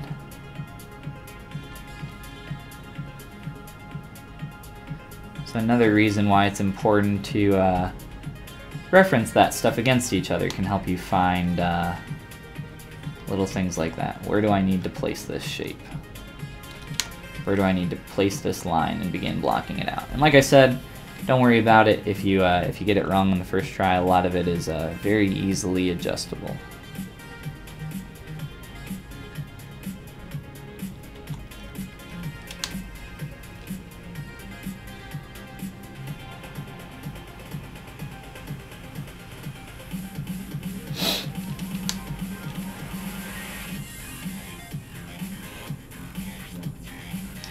And I apologize for being, you know, such a slow sculptor here.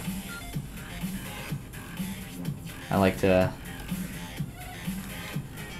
take my time and make sure that I'm kind of understanding what I'm doing and not rushing ahead with anything, as I tended to do that a lot in the past, and I didn't really learn a lot from working that way, and then I would continue to make a lot of the same mistakes.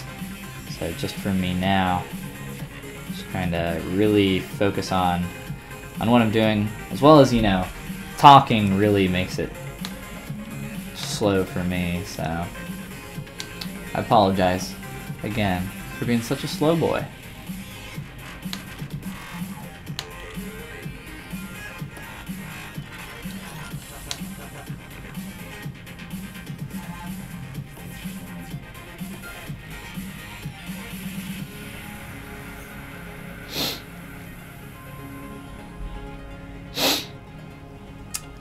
And then finding these here.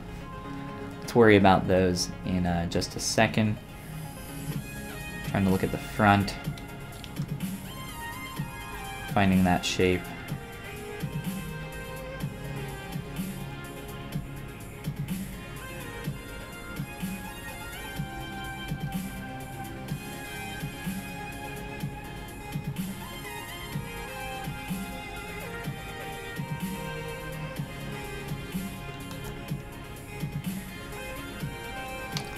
So somewhat following that arc there, you can see that shape there. I know your bone protrudes a little here as well. I think you can see some of that.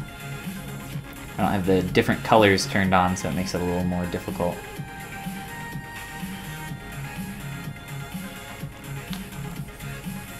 But yeah, just kind of drawing on my mesh, figuring out where I want these different forms to be, and then we can spend, you know, time building them up from there.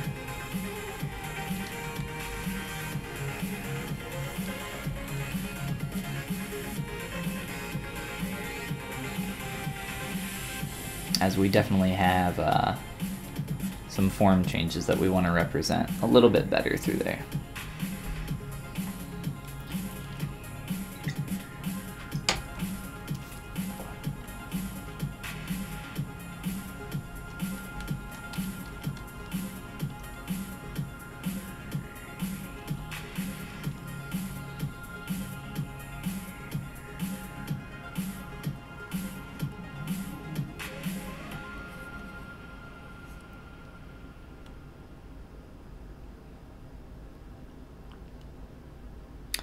So I'm going to represent this all as a singular form.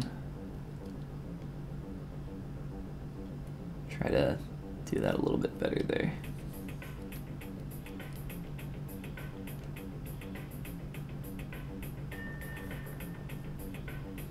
Probably move that line down some as well as we build that up. A little high, and I think it's a little sharp as well. Let's go ahead and keep drawing some schematics here though.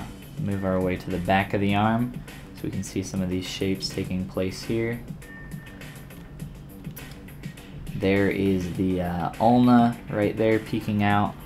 Let's go ahead and try to get this larger shape here though.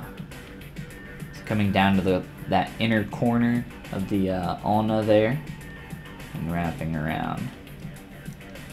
So from the elbow, and again there's that inner epicondyle right there, I believe.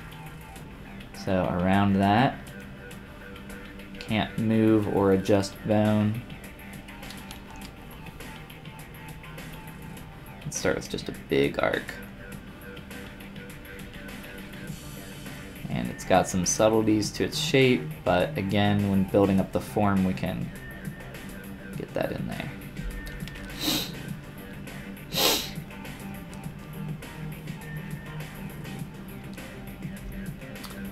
And our inner arm over here is a bit smaller, a little bit harder to see.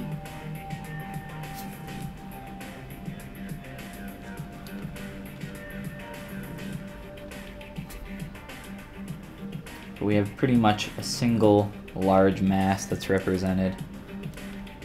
And that's typically pretty much all you see when you look at someone's arm.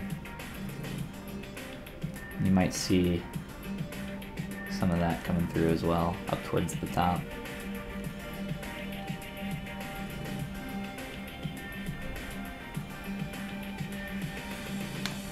And looking at it from this angle, we can see that there's some stuff that we probably want to use our move brush to adjust and flatten out.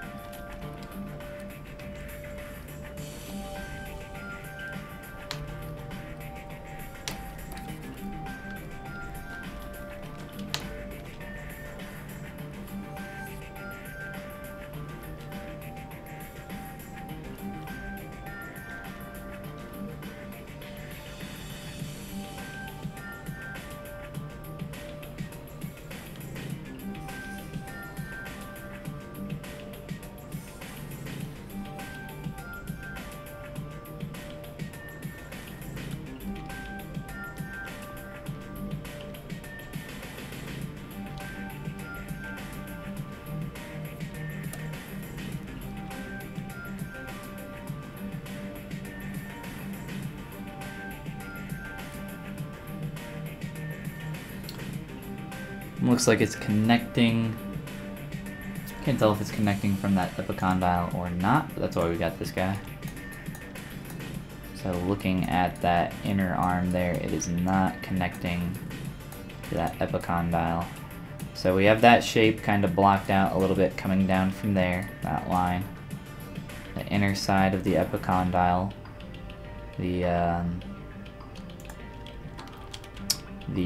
ulna's epicondyle coming down there. And again, most of this is just represented as a single large mass up through here. There's a few different heads that you can see of the muscle up through there. We'll try to represent that a little bit better and try to get that all working together there. And try to really get this this pinching and slotting in that's happening here with the bicep, as ours is pretty flat right now. So we haven't added a lot of form to this lower portion of the forearm quite yet. So let's try to do that.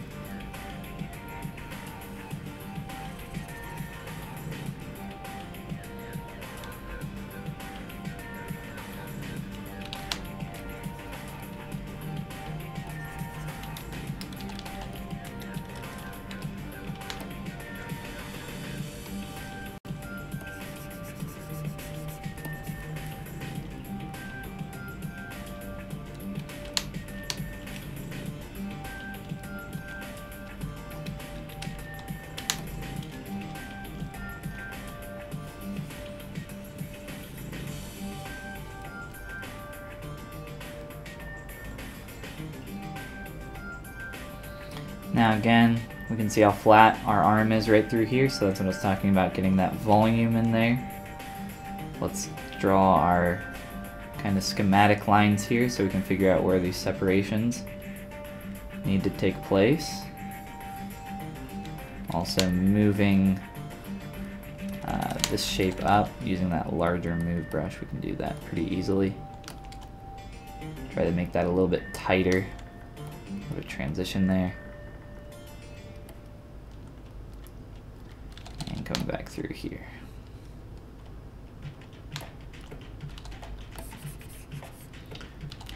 Just gonna soften that up there a little bit so that I can get a cleaner line up through here. Know that there's a separation there. Coming from the corner here again.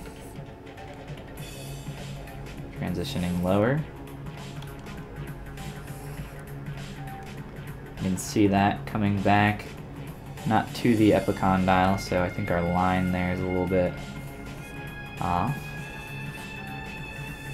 Once we start adding some volumes in there and I think shift that up even more so, we'll be a little bit better off.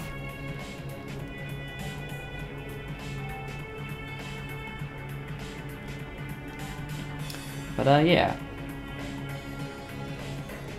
a lot going on in the forearm.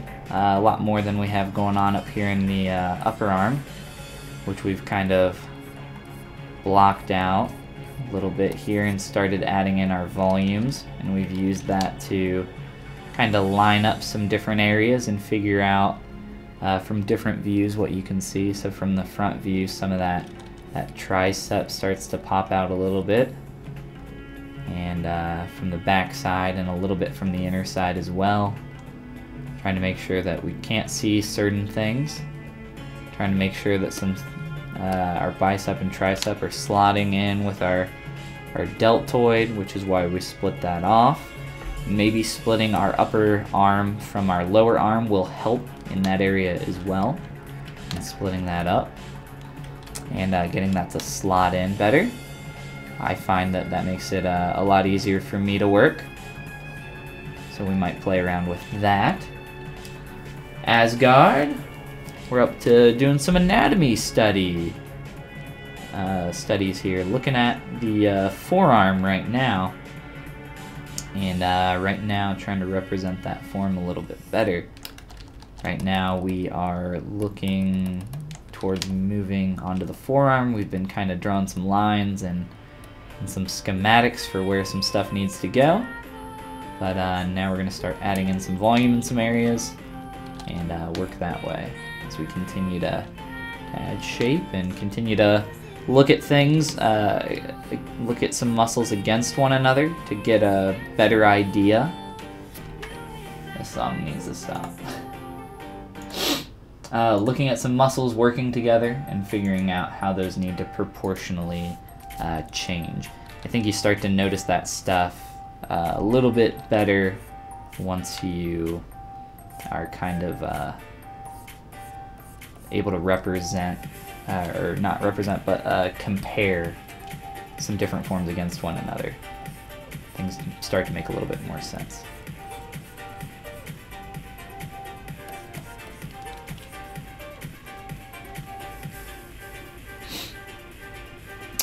So what I'm going to do here is make this easier on me, because that sounds like a good thing.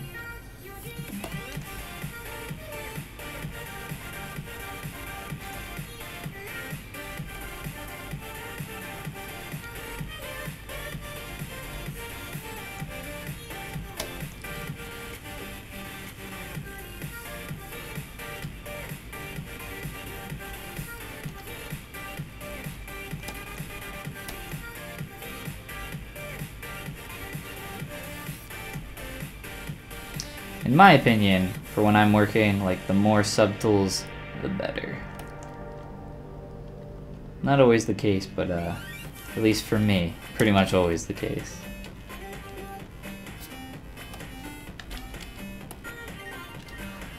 Flame Striker, welcome back.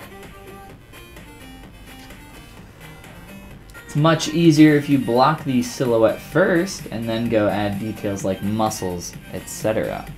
Yes, that is what we started doing, blocking in our silhouette. And now we went through and, as you can see on the upper arm, started kind of doing what we did on the bottom with the damn standard brush and sketching in all those and beginning to build up a lot of that form. So splitting that upper arm, dynameshing that.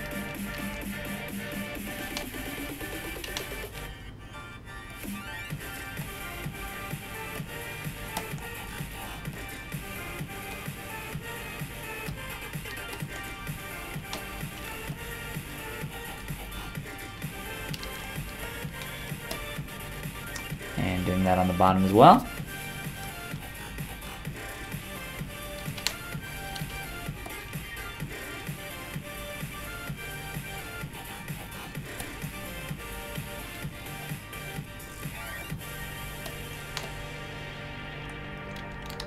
And now we have a little bit of a better separation there, and it makes it nice and simple for us to kind of come through, make some changes, and shift some stuff around. And again, working on that nice pinching we get right through here.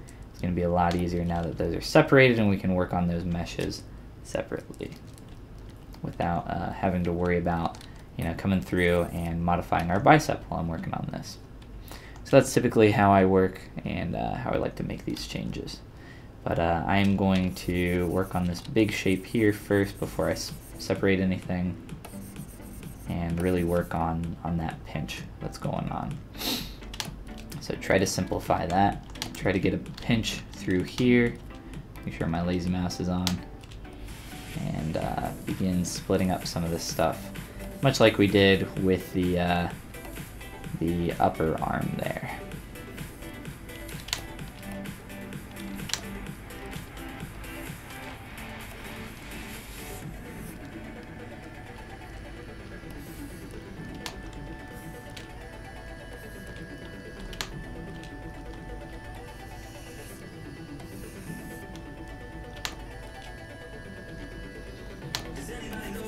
We get a nice buildup of shape there with the pinch brush. Alright, I think it's almost time to change our playlist. Too many songs with words, making it harder for me to talk there. As if I didn't have enough trouble talking already.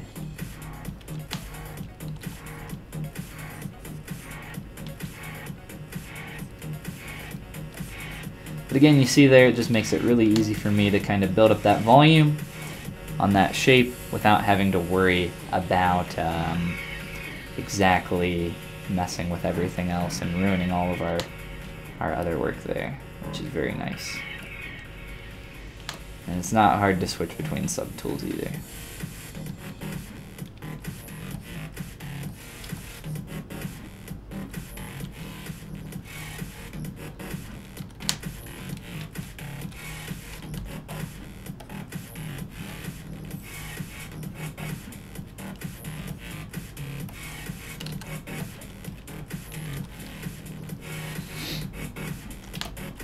I like to use that mask lasso tool, like I showed you guys before, to kind of create some quick selections. We still have that mask on that shape there. But really just kind of trying to get a little bit better of a separation here. You can see as I start to pinch that in, I'm using the pinch brush while holding Alt. It starts to build up that shape on the opposite side, and you start to get a little bit of a better transition there. That's what I like using the pinch brush for a lot, but of course it has a lot of different uses that you can kind of play with. And our inner arm, let's see here.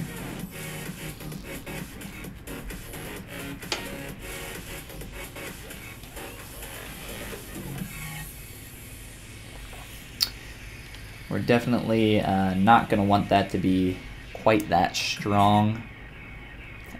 Simply because, you know, with fat and flesh and everything else over top of that, it's not going to look like that.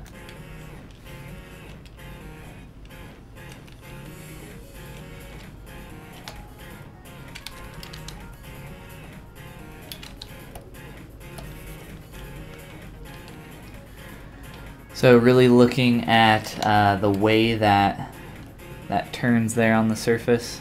My angle might not be exactly correct. We're working with perspective stuff too, so I have to make sure that I got some stuff lined up there a little bit better.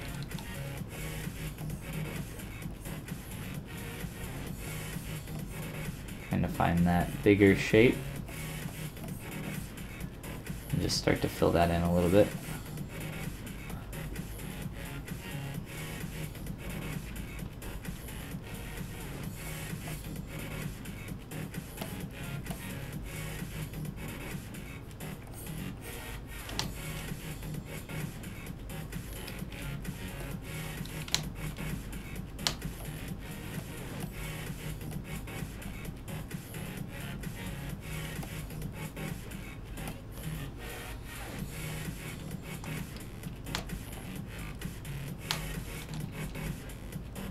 And let's use our damn standard to kind of come in here and help this shape a little bit.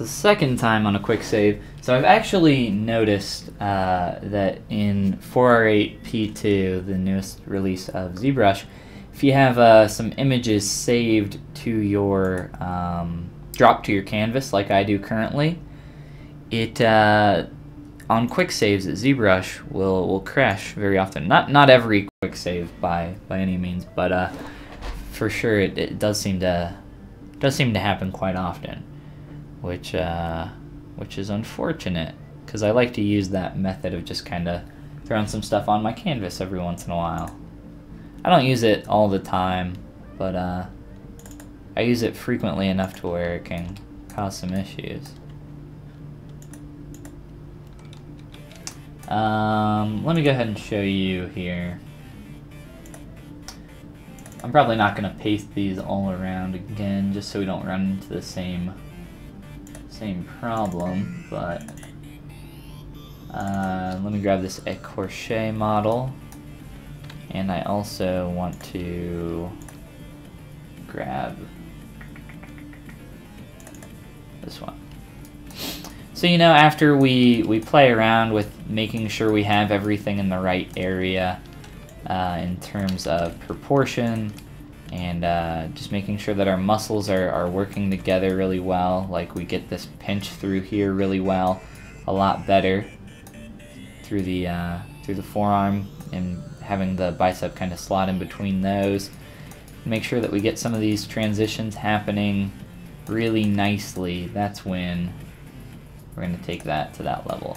So we do want to make sure that as we keep building up these forms, that we're kind of thinking about that. So we are eventually going to have to come through here and, you know, soften up a lot of this shape, and I need to make sure that what I'm doing isn't going to completely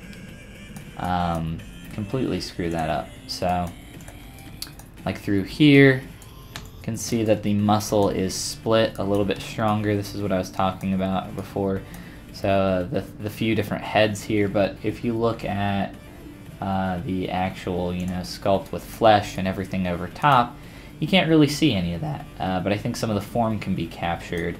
And if we go back to mine here, you know, I've tried to combine some of those and still get some of that form to kind of wrap around there, which is what we want. But I want to be careful that I don't kind of take it too far and go overboard with it.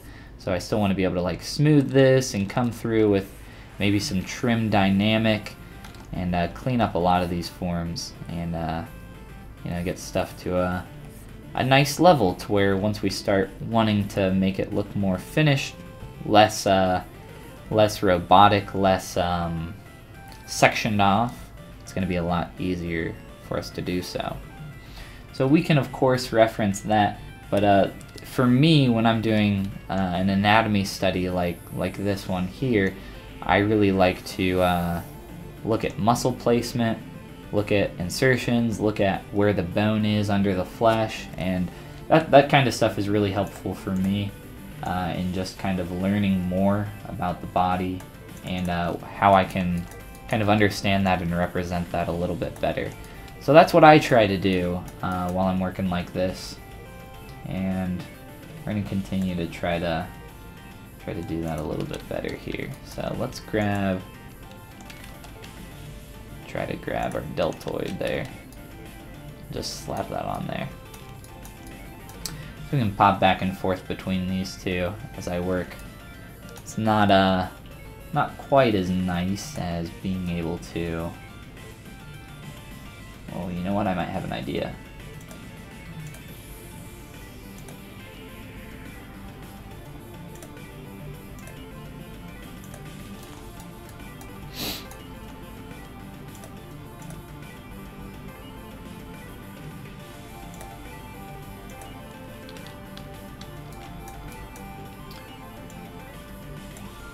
Deformation unify, get that guy down to size, and loop him off over there.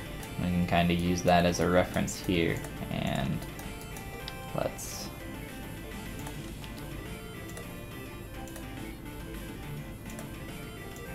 scale this dude up.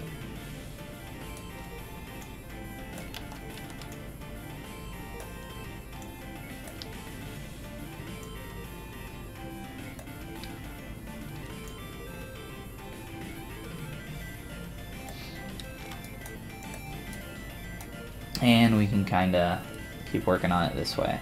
Might be a little bit in the way, but I think that's fine. At least we won't crash when we get a quick save.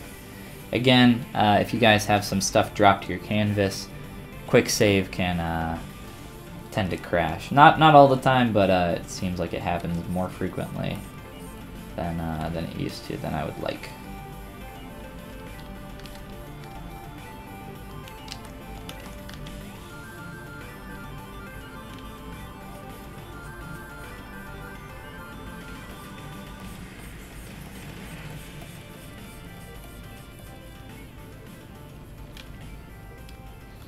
And if we wanted to, we could even throw our flesh arm off to the side so we have, you know, a reference that's rotating along with us as we work here. I don't do this very often, like referencing work this way. It's not quite as helpful as having some multiple images to kind of work with. I do like being able to have a 3D object though, especially from someone like Raphael Grassotti to reference and work off of.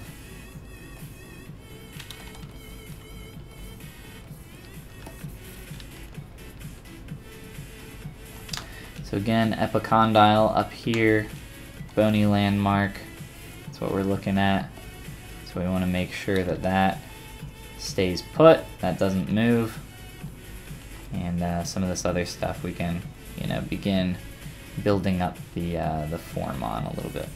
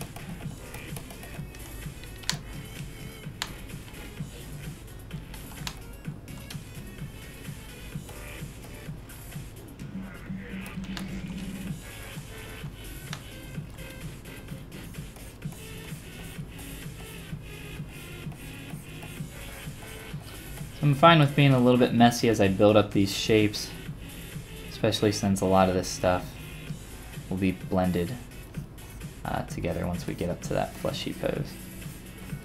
It's not the end of the world. I know I've done the transitions a little sharp up here. That's only because I want to make sure that they're slotting really well, and now we have our geometry split down here, which makes sure that that slots in there very well.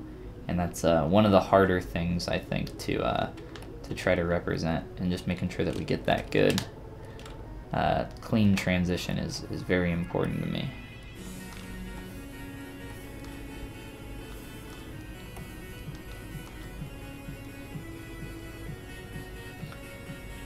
Forearm tends to be a little bit more flat on this top side. After some Z remeshing, we might be able to do that a little bit better, because a lot of this tends to blend. You don't really see a lot of that form there looking at your arm. A lot of people, you know what, I think a lot of people forget that they have their own body to reference for like anatomy studies and stuff like that. They're like, oh, I can't find good reference. I'm like, well, I don't know, look at your own stuff. I think it's a great resource, especially if you're working on like an arm or something and you're trying to interpret how a certain form changes and you can't find a great reference. Try your own body. Try that own bod.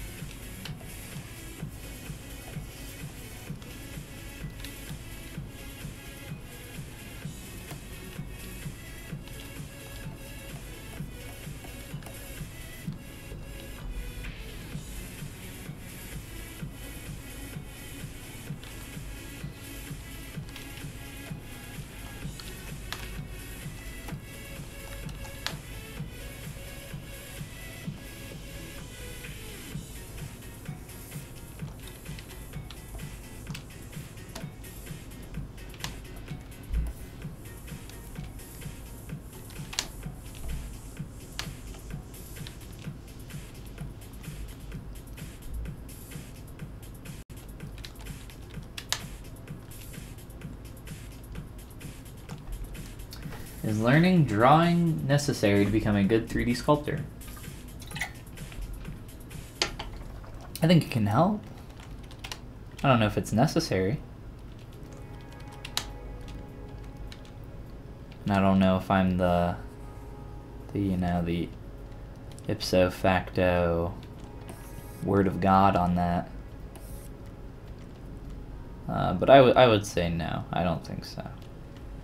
They're two different mediums, and I think you can kind of learn one without learning the other. There's a lot of great 2D artists that don't do anything with 3D, and there's a lot of great 3D artists that don't do anything with 2D. And I think that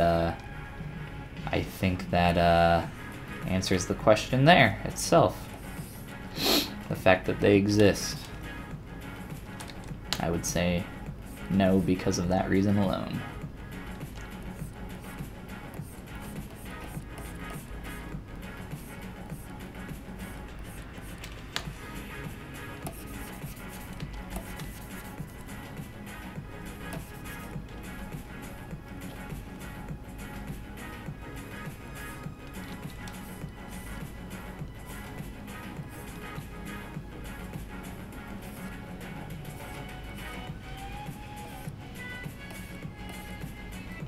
So now that we got some of the more important separations out of the way, I'm starting to build up form more through some of these areas.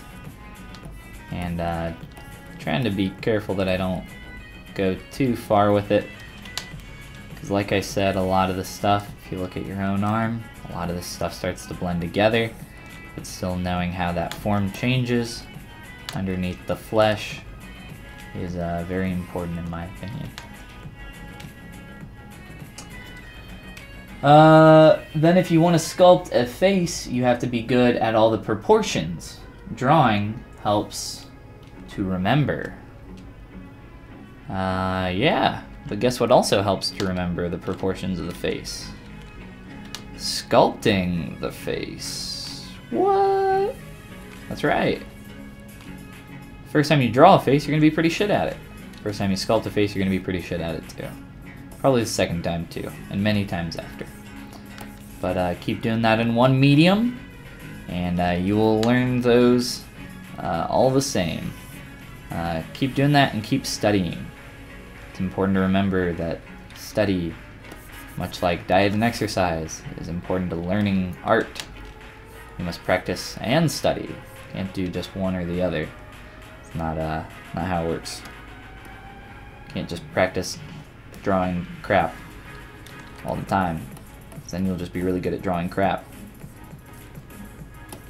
Hence why we're doing something different today, right? Trying to get outside of our comfort zone and not make some stylized garbage.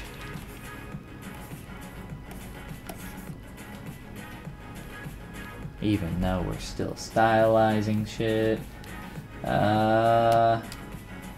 I get frustrated if I didn't get it the first time. Well, that sounds dumb. You're not perfect. And if you get it right the first time, you're probably just going to get it wrong later because you didn't learn anything. You learn by screwing up, by making mistakes. It's not about learning how to do it, typically it's about learning how not to do it. That's what I find.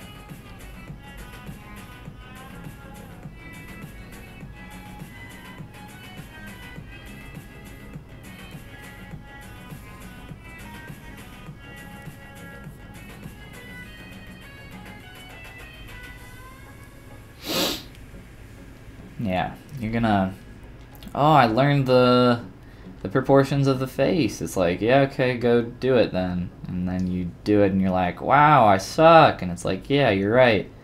You think you learned it, but it turns out you're just very stupid like everybody else. And it's like, wow, I didn't know I was so dumb. And it's like, yep, we're all very, very dumb. We need to not get better, just get less dumb.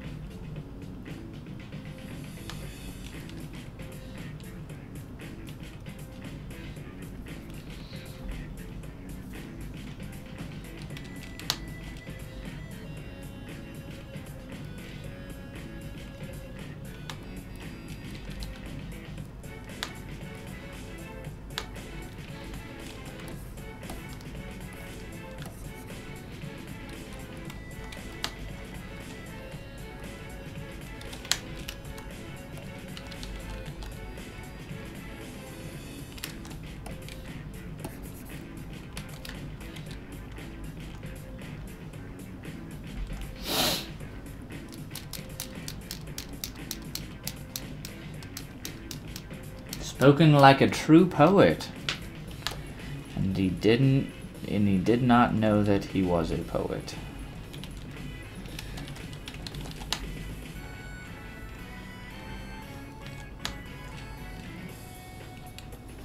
Yeah. At least that's what I think is the case. A lot of the time it's not really about getting better, it's about getting less shit at what you're trying to do. In my experience.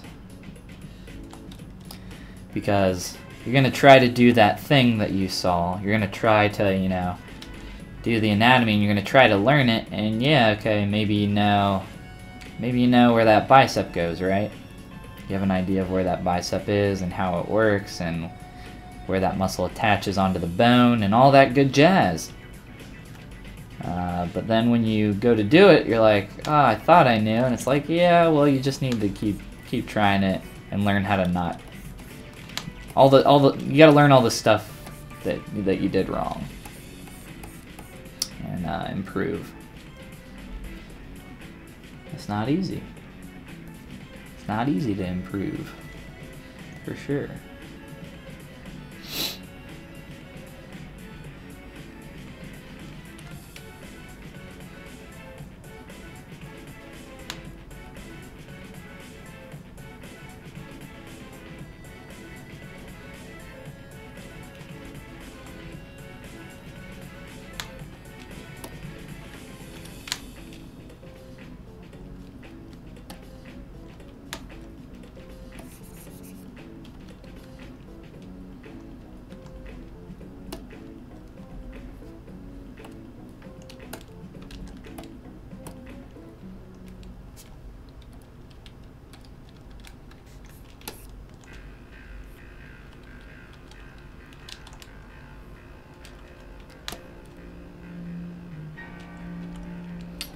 I'm just kind of merging all this junk together now to begin cleaning it up and looking at form.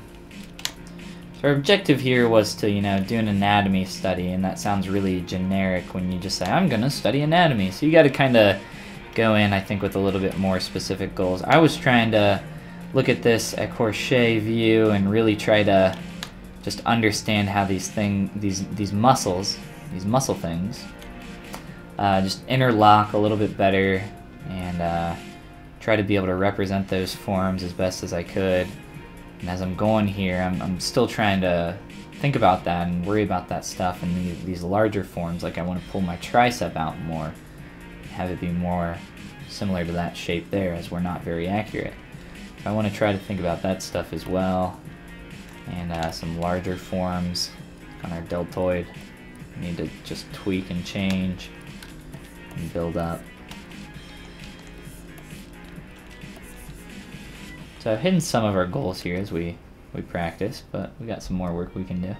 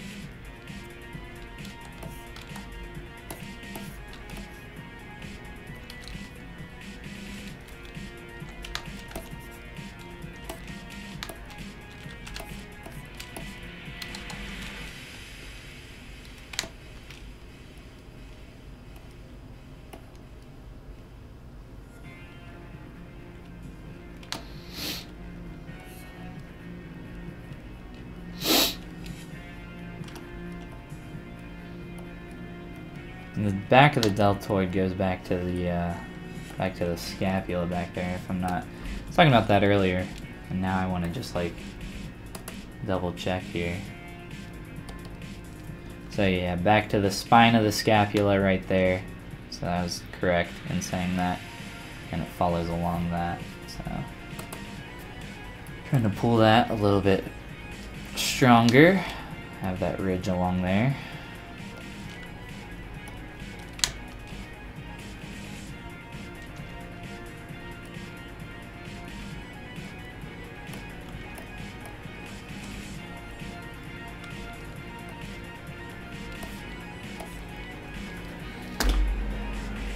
Trial and error.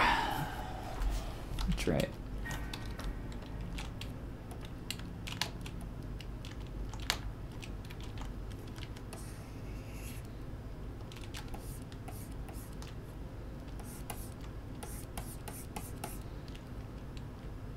Gotta tune out. 4 a.m. Keep not being shit. That's right. Thank you. Appreciate that. 4 a.m. Yeah, go get some sleep. You people are always crazy, always staying up so late. Go get some rest. Thanks for joining me on the stream. Glad to have you with us here.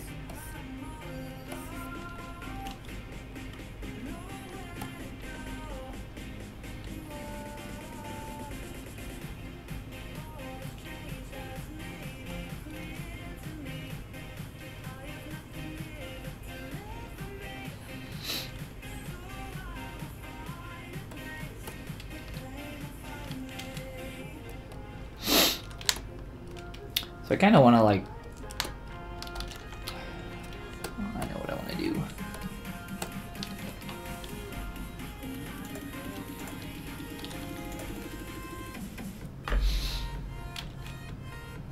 I'm going to ZBrush and reproject up some info on this guy.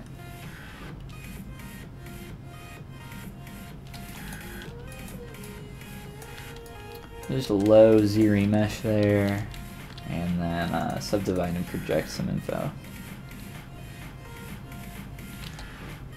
And subdivide and project, subdivide, project. And that should be plenty.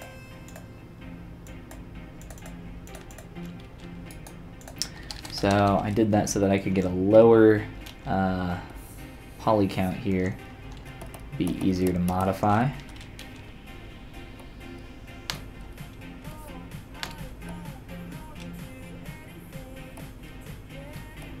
Start to adjust the shape of our bicep in a little bit.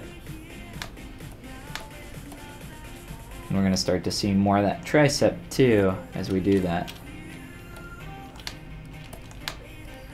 Kind of just playing with the form there a little bit.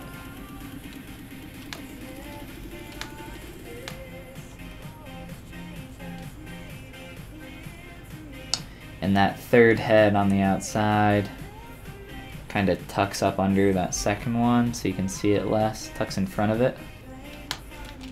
So we can try to trim that down on this side so it's not quite as apparent. Kind of represent that.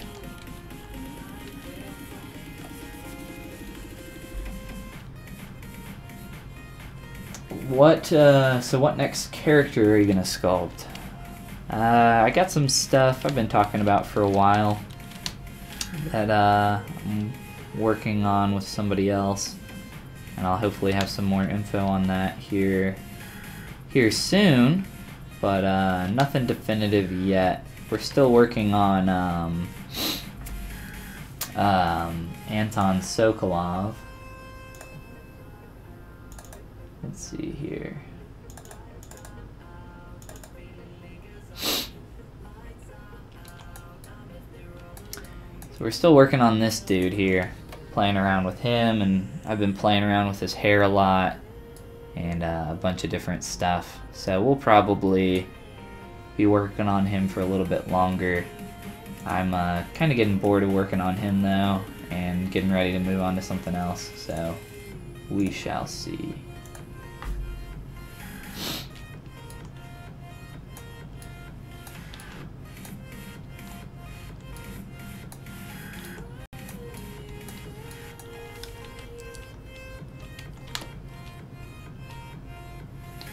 Already awesome. Well, thank you. I appreciate that very much.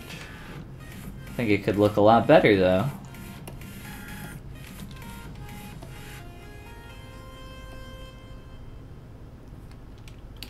but everything can always look a lot better.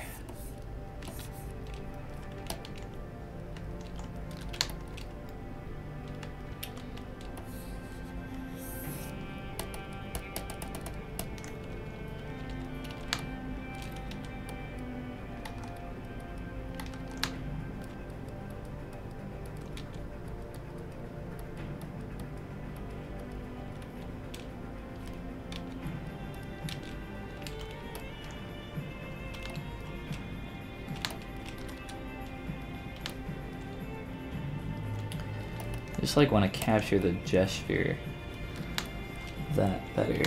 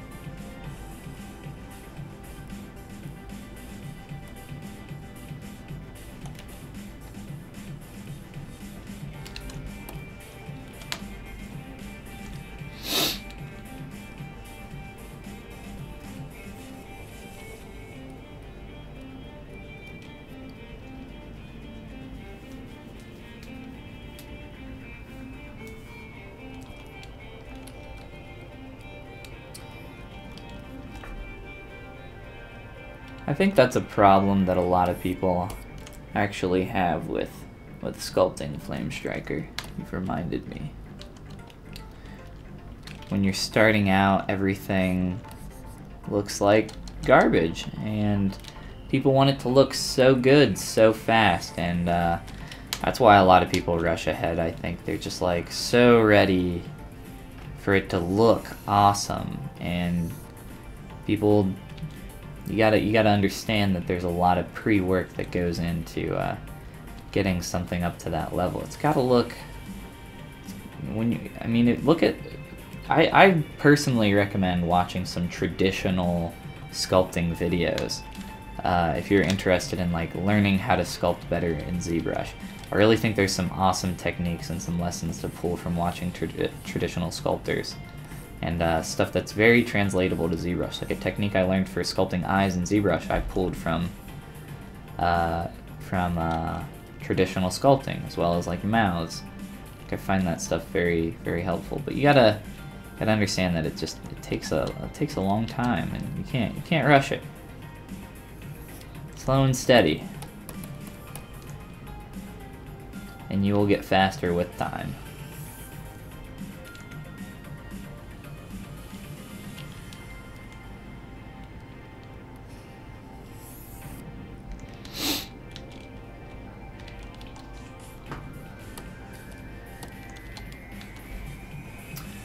Nubis, do you know how to use Newgrounds? I do know how to use Newgrounds. I mean, it's a website. I feel like I know how to use most websites. I haven't been on Newgrounds in a while, though.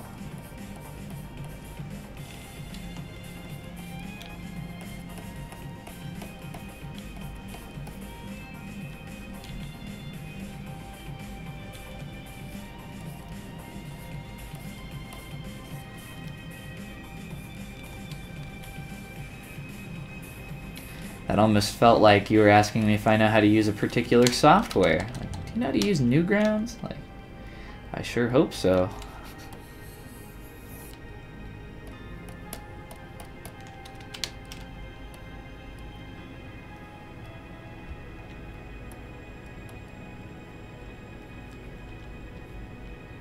Participating in a Jazza contest. He's a YouTuber. He wants the submission to be posted in Art Portal, but my submission is in game format. Will it reach him? I don't know. I've never posted art on the Newgrounds Art Portal. I thought the Art Portal was just like the everything category. Somebody in chat might know better about the specific forums and categories for Newgrounds. If you can't find an answer, just contact the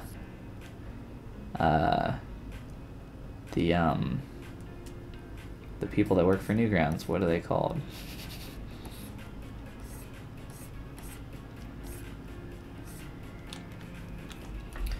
Alright.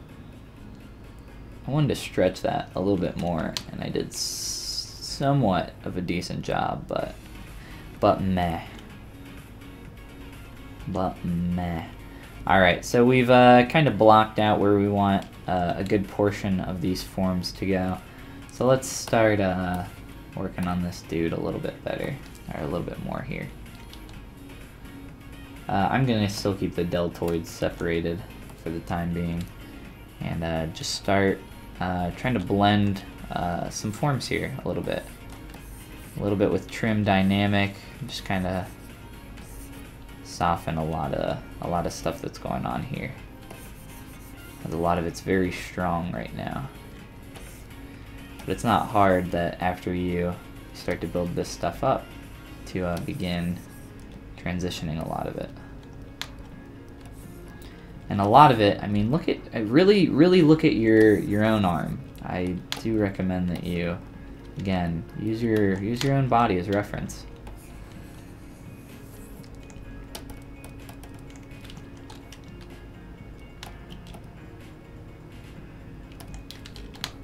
Do you have a giant, line in your own forearm going between these two muscles? No, you don't. But some bodybuilders might have a little bit more definition there, for sure. So depending on what you're going for, aim for that.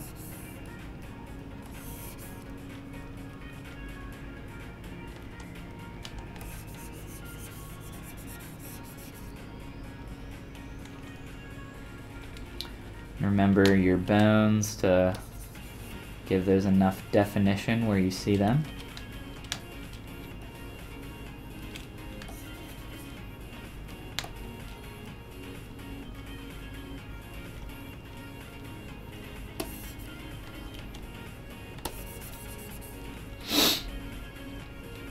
Anyone help? Contact the administrators on the website and see if they can help you out. I'm sure they will know for sure.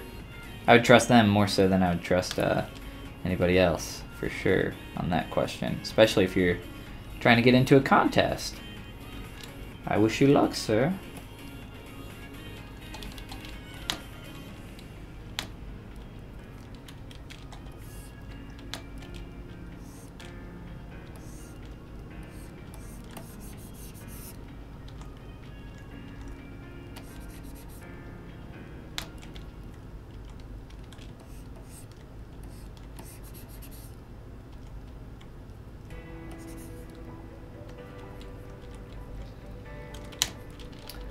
So just trying to get the gesture here.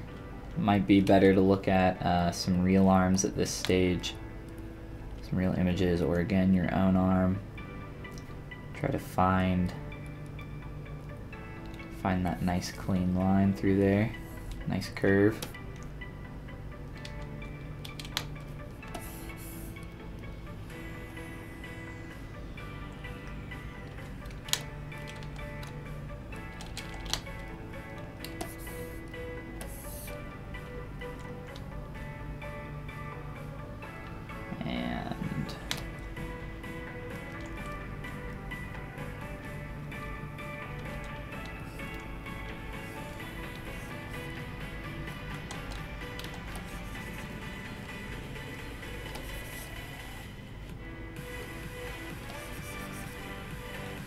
Try to soften some of these transitions. A lot of flesh and fat here starts to soften all this stuff down. So I'm still trying to keep my major plane changes, my major forms here, while simultaneously kind of start to feather those transitions a little bit. And I'm being really gentle with my smooth brush. And I use that smooth brush very, very sparingly. You got to be careful with it, because you can end up destroying a lot of form really quick. So do keep that in mind.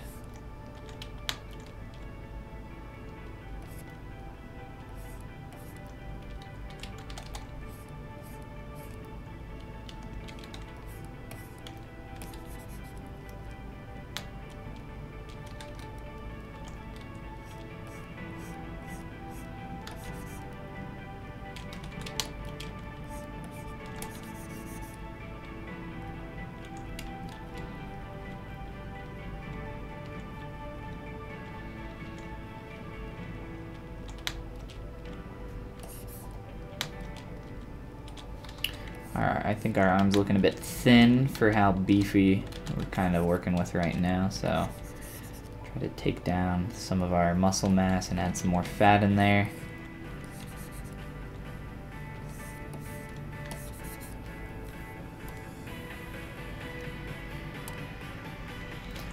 Basic material is pretty good at showing you some transitions that are happening on your mesh.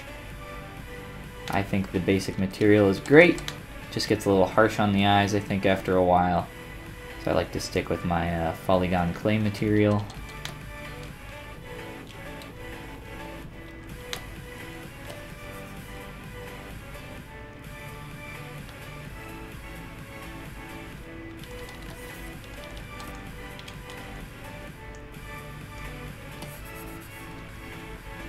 Let's merge our deltoid on here.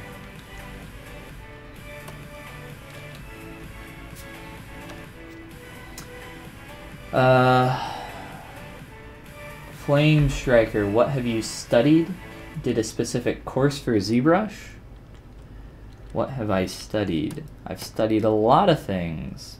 But, you know, I've never gone to like school for sculpting or anything like that, though, if that's what you mean.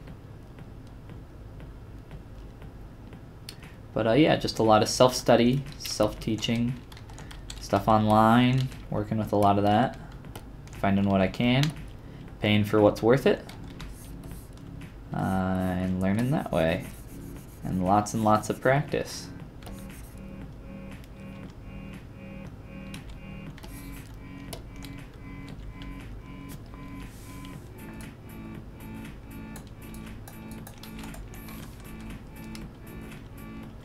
I think that's how most 3D artists are anymore, to be honest.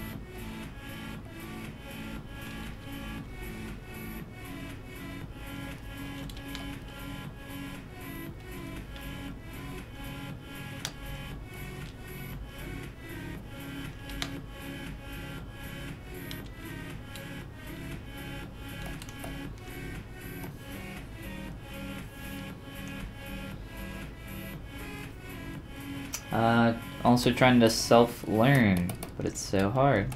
Yeah, just you know, remember, it's also it's a lot of practice, but it's also a lot of study. You got to find the right resources to study from. Look up some of your favorite artists, some of the best artists, and find tutorials and everything else that they're providing. I recommend that you try to learn from the people that you look up to, and some of the best artists in the industry.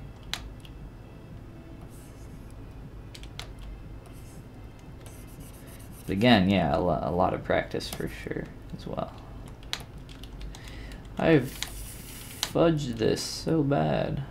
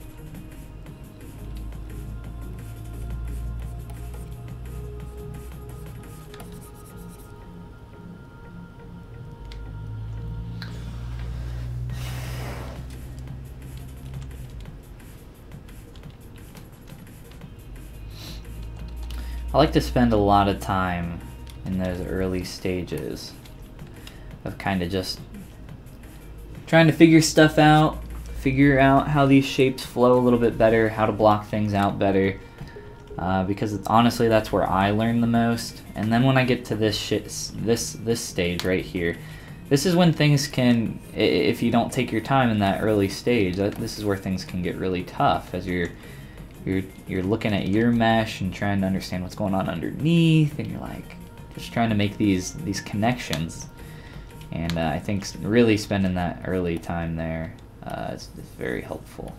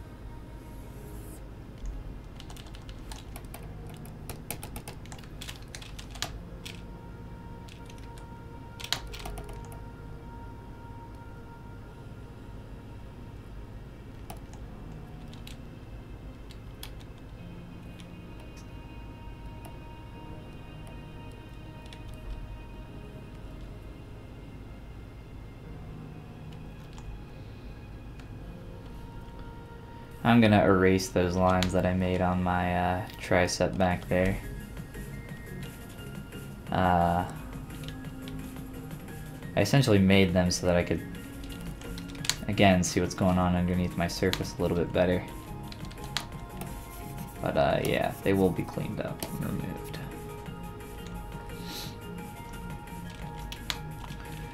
A little bit too much going on here.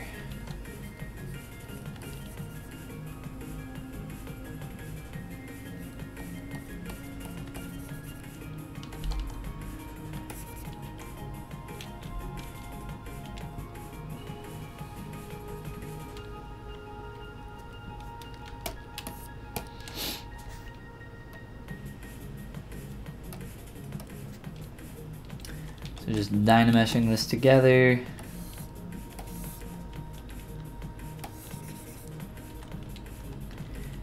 And begin the process of continuing to clean this up. And I'm just going to kind of chop that block off at the wrist after I continue to play with that.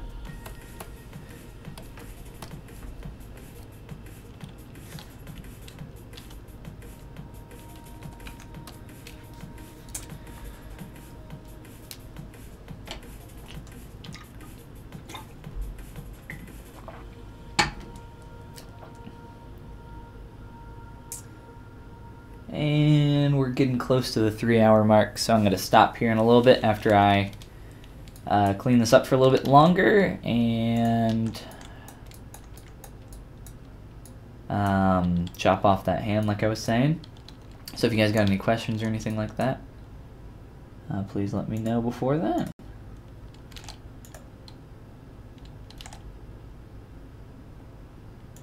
And one more projection.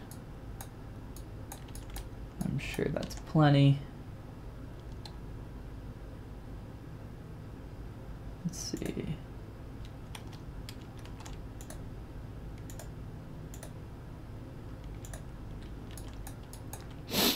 So we're still pretty strong on the form here, so we can like knock this down even more so. If you guys want to see. Let's see here.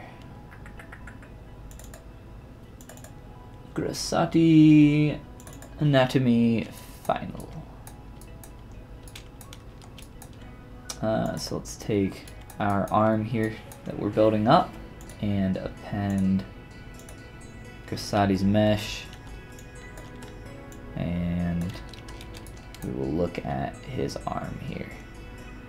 You guys can see with all the fat and everything else.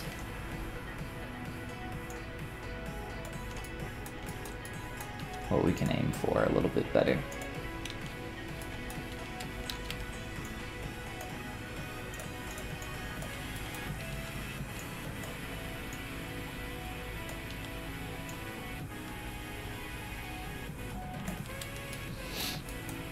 So on his you can see the distinct heads of the deltoid a little bit more, a little bit fatter, thicker than what we got as we were working off the écorché. So we can add some thickness to our arm, try to blend some of our information a little bit better.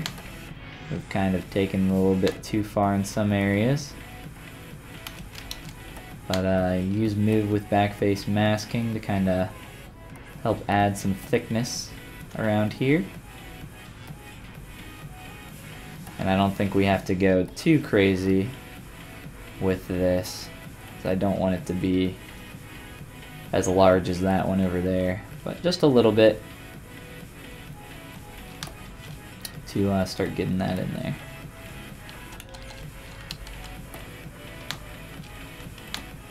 And some stuff like that in there, that's fine. That'll get cleaned up with a Dynamesh. And if we want to try to get some of the heads of the deltoid in there, that's not too hard.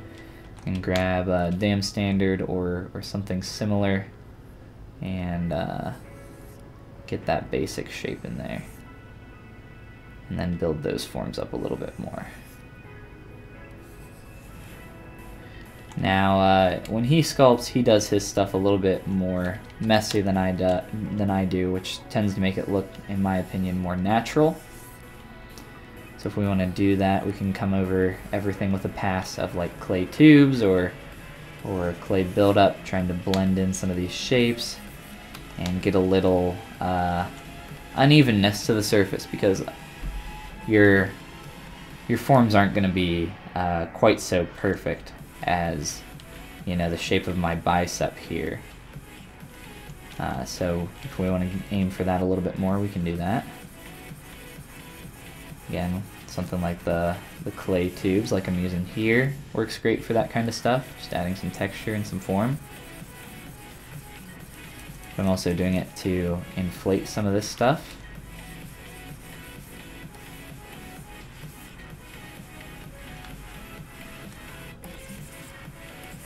And we'll also chop off our block hand friend at the bottom. And it's okay for you to kind of like bleed over a little bit like I'm doing there. That'll help blend some of these shapes together.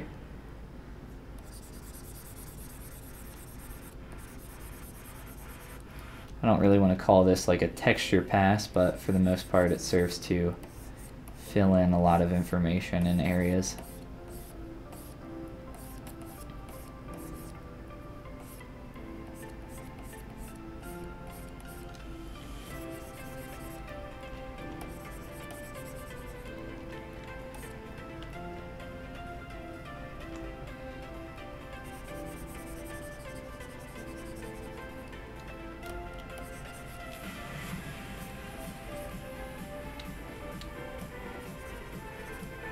Right up here you can see that the deltoid is not a very sharp transition. That's because right up there you tend to have quite a bit of fat on most people, even if you're pretty muscular. So it blends through there pretty well. And he's done a pretty good job of representing that. We can try to follow suit.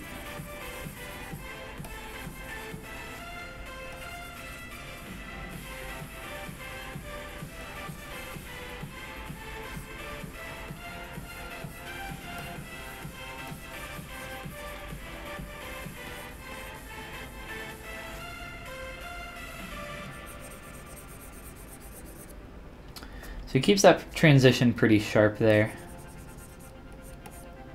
And I like that. And really a lot of this form you just kind of lose with all the skin and everything else on top there. But through all that, you know, he's still got an epicondyle out there, elbow. This one's a little less obvious. It starts to blend through there, so we can kind of try to knock that down just a wee bit. And we'll have to Dynamesh through there to get that form to recede a little bit better.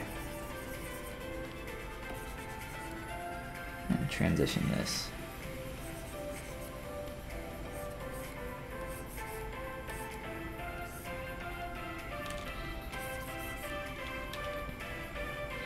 And this form here, you can see that he's built up that muscle on his dude. He's a little bit buff, a little bit of a strong man. So we can attempt to get a little bit more form in there and try to blend that through to this back here. As I said, I think most of this is represented by pretty much a larger form. So the bone still pretty visible through there. There's no muscle sits on top of that. Keep in mind that, you know, your bone doesn't move. Can't flex it. Well, in this case, our bones do move because they actually twist together. So playing with that.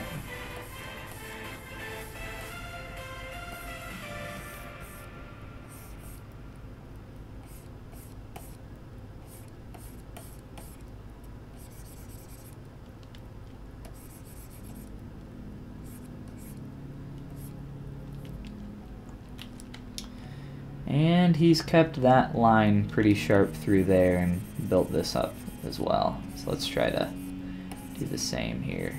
Try not to blend that so much at the top, at least. A little bit more through the bottom here.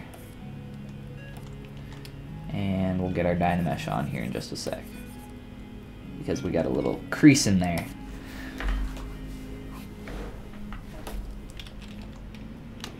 So as you Dynamesh, you can see that that starts to connect the geometry in there a little bit better.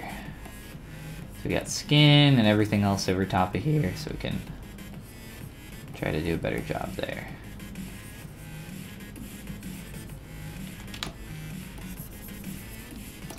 And coming through here with a smooth pass to try to clean up some of this.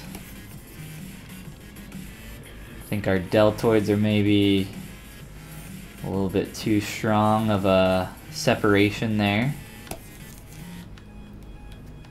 Try to play with that a little bit, clean it up.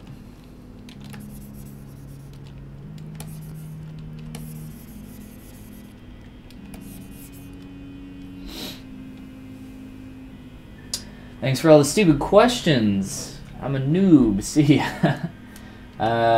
See you on the next stream. Yeah, absolutely. Come on back and hang out. Would love to chat again. Always love chatting with all you guys. But yeah, thanks for coming in, dude. See you next time.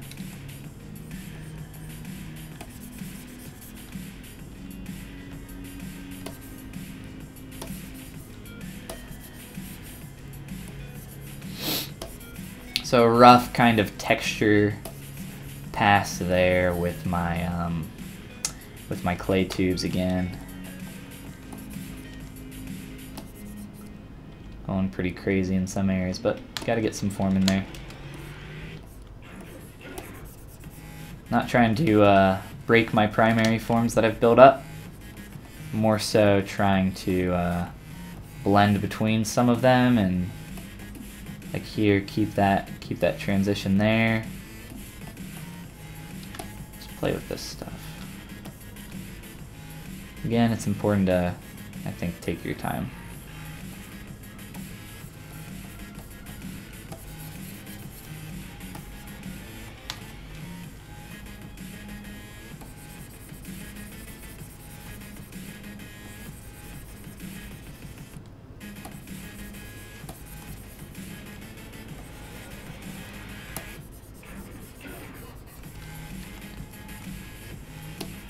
Well, that was fun. I don't know what our song just said. I don't know if you guys can hear it. Sounded like we were about to summon a demon. No big deal. Didn't do it that time. It was like speaking backwards. It's like, oh, this is great. Sculpting some arms, summoning some demons into the ethereal plane. I guess the ethereal plane's the magical one, isn't it?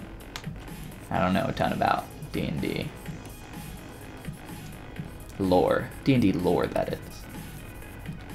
I know some about D&D.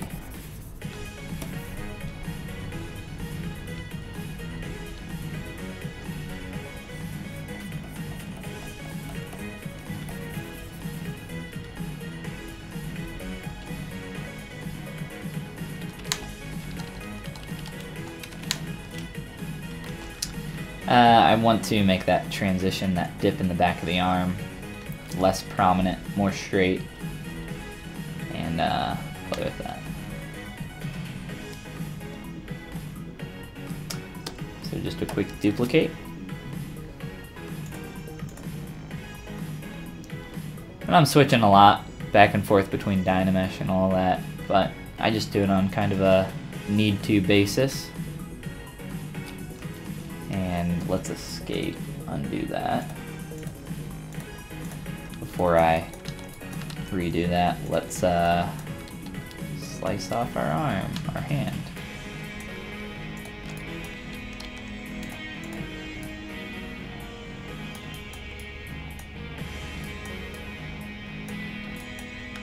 Maybe slice off the top there, something like that.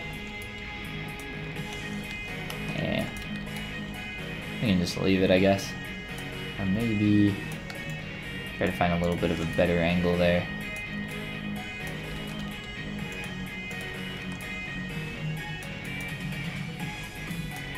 Try something like that.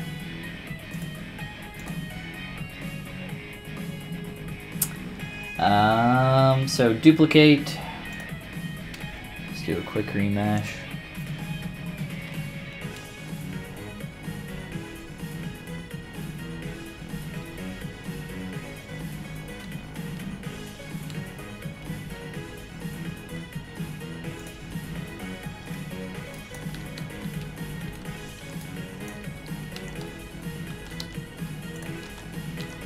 I typically do a close holes before I project stuff, so I get a lot of problems sometimes if I don't.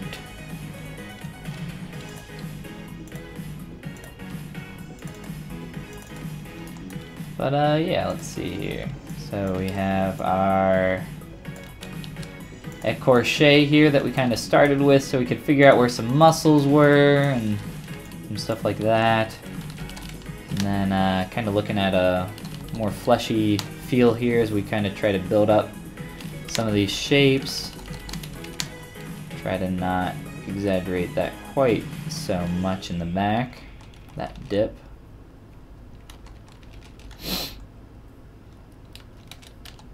And yeah. So I hope you guys learned some new stuff here from watching me. I definitely learned from just practicing and sculpting. That's why, that's why I did this, and I have the ability to stream while I do that, so I might as well share some of that with you guys.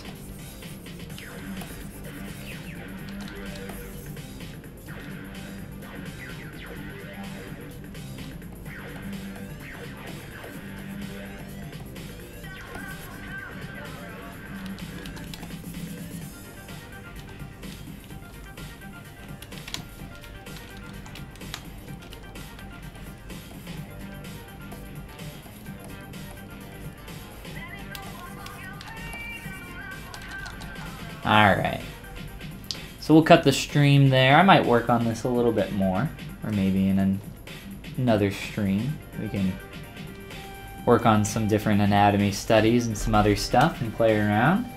But again, hope that was somewhat informative, at least a little bit. Maybe you guys learned something new. Like I said, I definitely did. But yeah, we're past the 3-hour mark, and I need to go grab some lunch. So I'll see you guys in the next stream. There's not going to be a night stream tonight, but I will be streaming tomorrow. So be on the lookout for that. And then later today, 3rd episode of Art Anonymous is coming out, which me and Daryl, who popped in here for a little bit, a while ago, we talked about that. So if you guys missed that, check it out. It's just a little bit of an experimental art podcast that we're working on. Again, it's called Art Anonymous, kind of like play on Alcoholics Anonymous, blah, blah, blah. But yeah, check it out. Follow me on Twitter if you guys want to be notified of when that gets published, put up on the YouTubes. And again, I'll see you guys in the next stream, hopefully. And thanks again for stopping in. Robert, you came in at the last second. That's okay. It's all recorded and put up on my YouTube channel, so if you missed anything, no worries. And I hope to see you in the next stream, Robert. You made something amazing today, well, you'll have to post it in the ZBrush Discord, the community managed ZBrush Discord. Go check that out. You can find a link to that on the About page of my YouTube to join that and play along with all the other ZBrushers. And there's some great people in there. Get some critique, blah blah blah, all that jazz. Check it out. See you, Robert, and see everybody else. Thanks again for stopping in. Later, guys.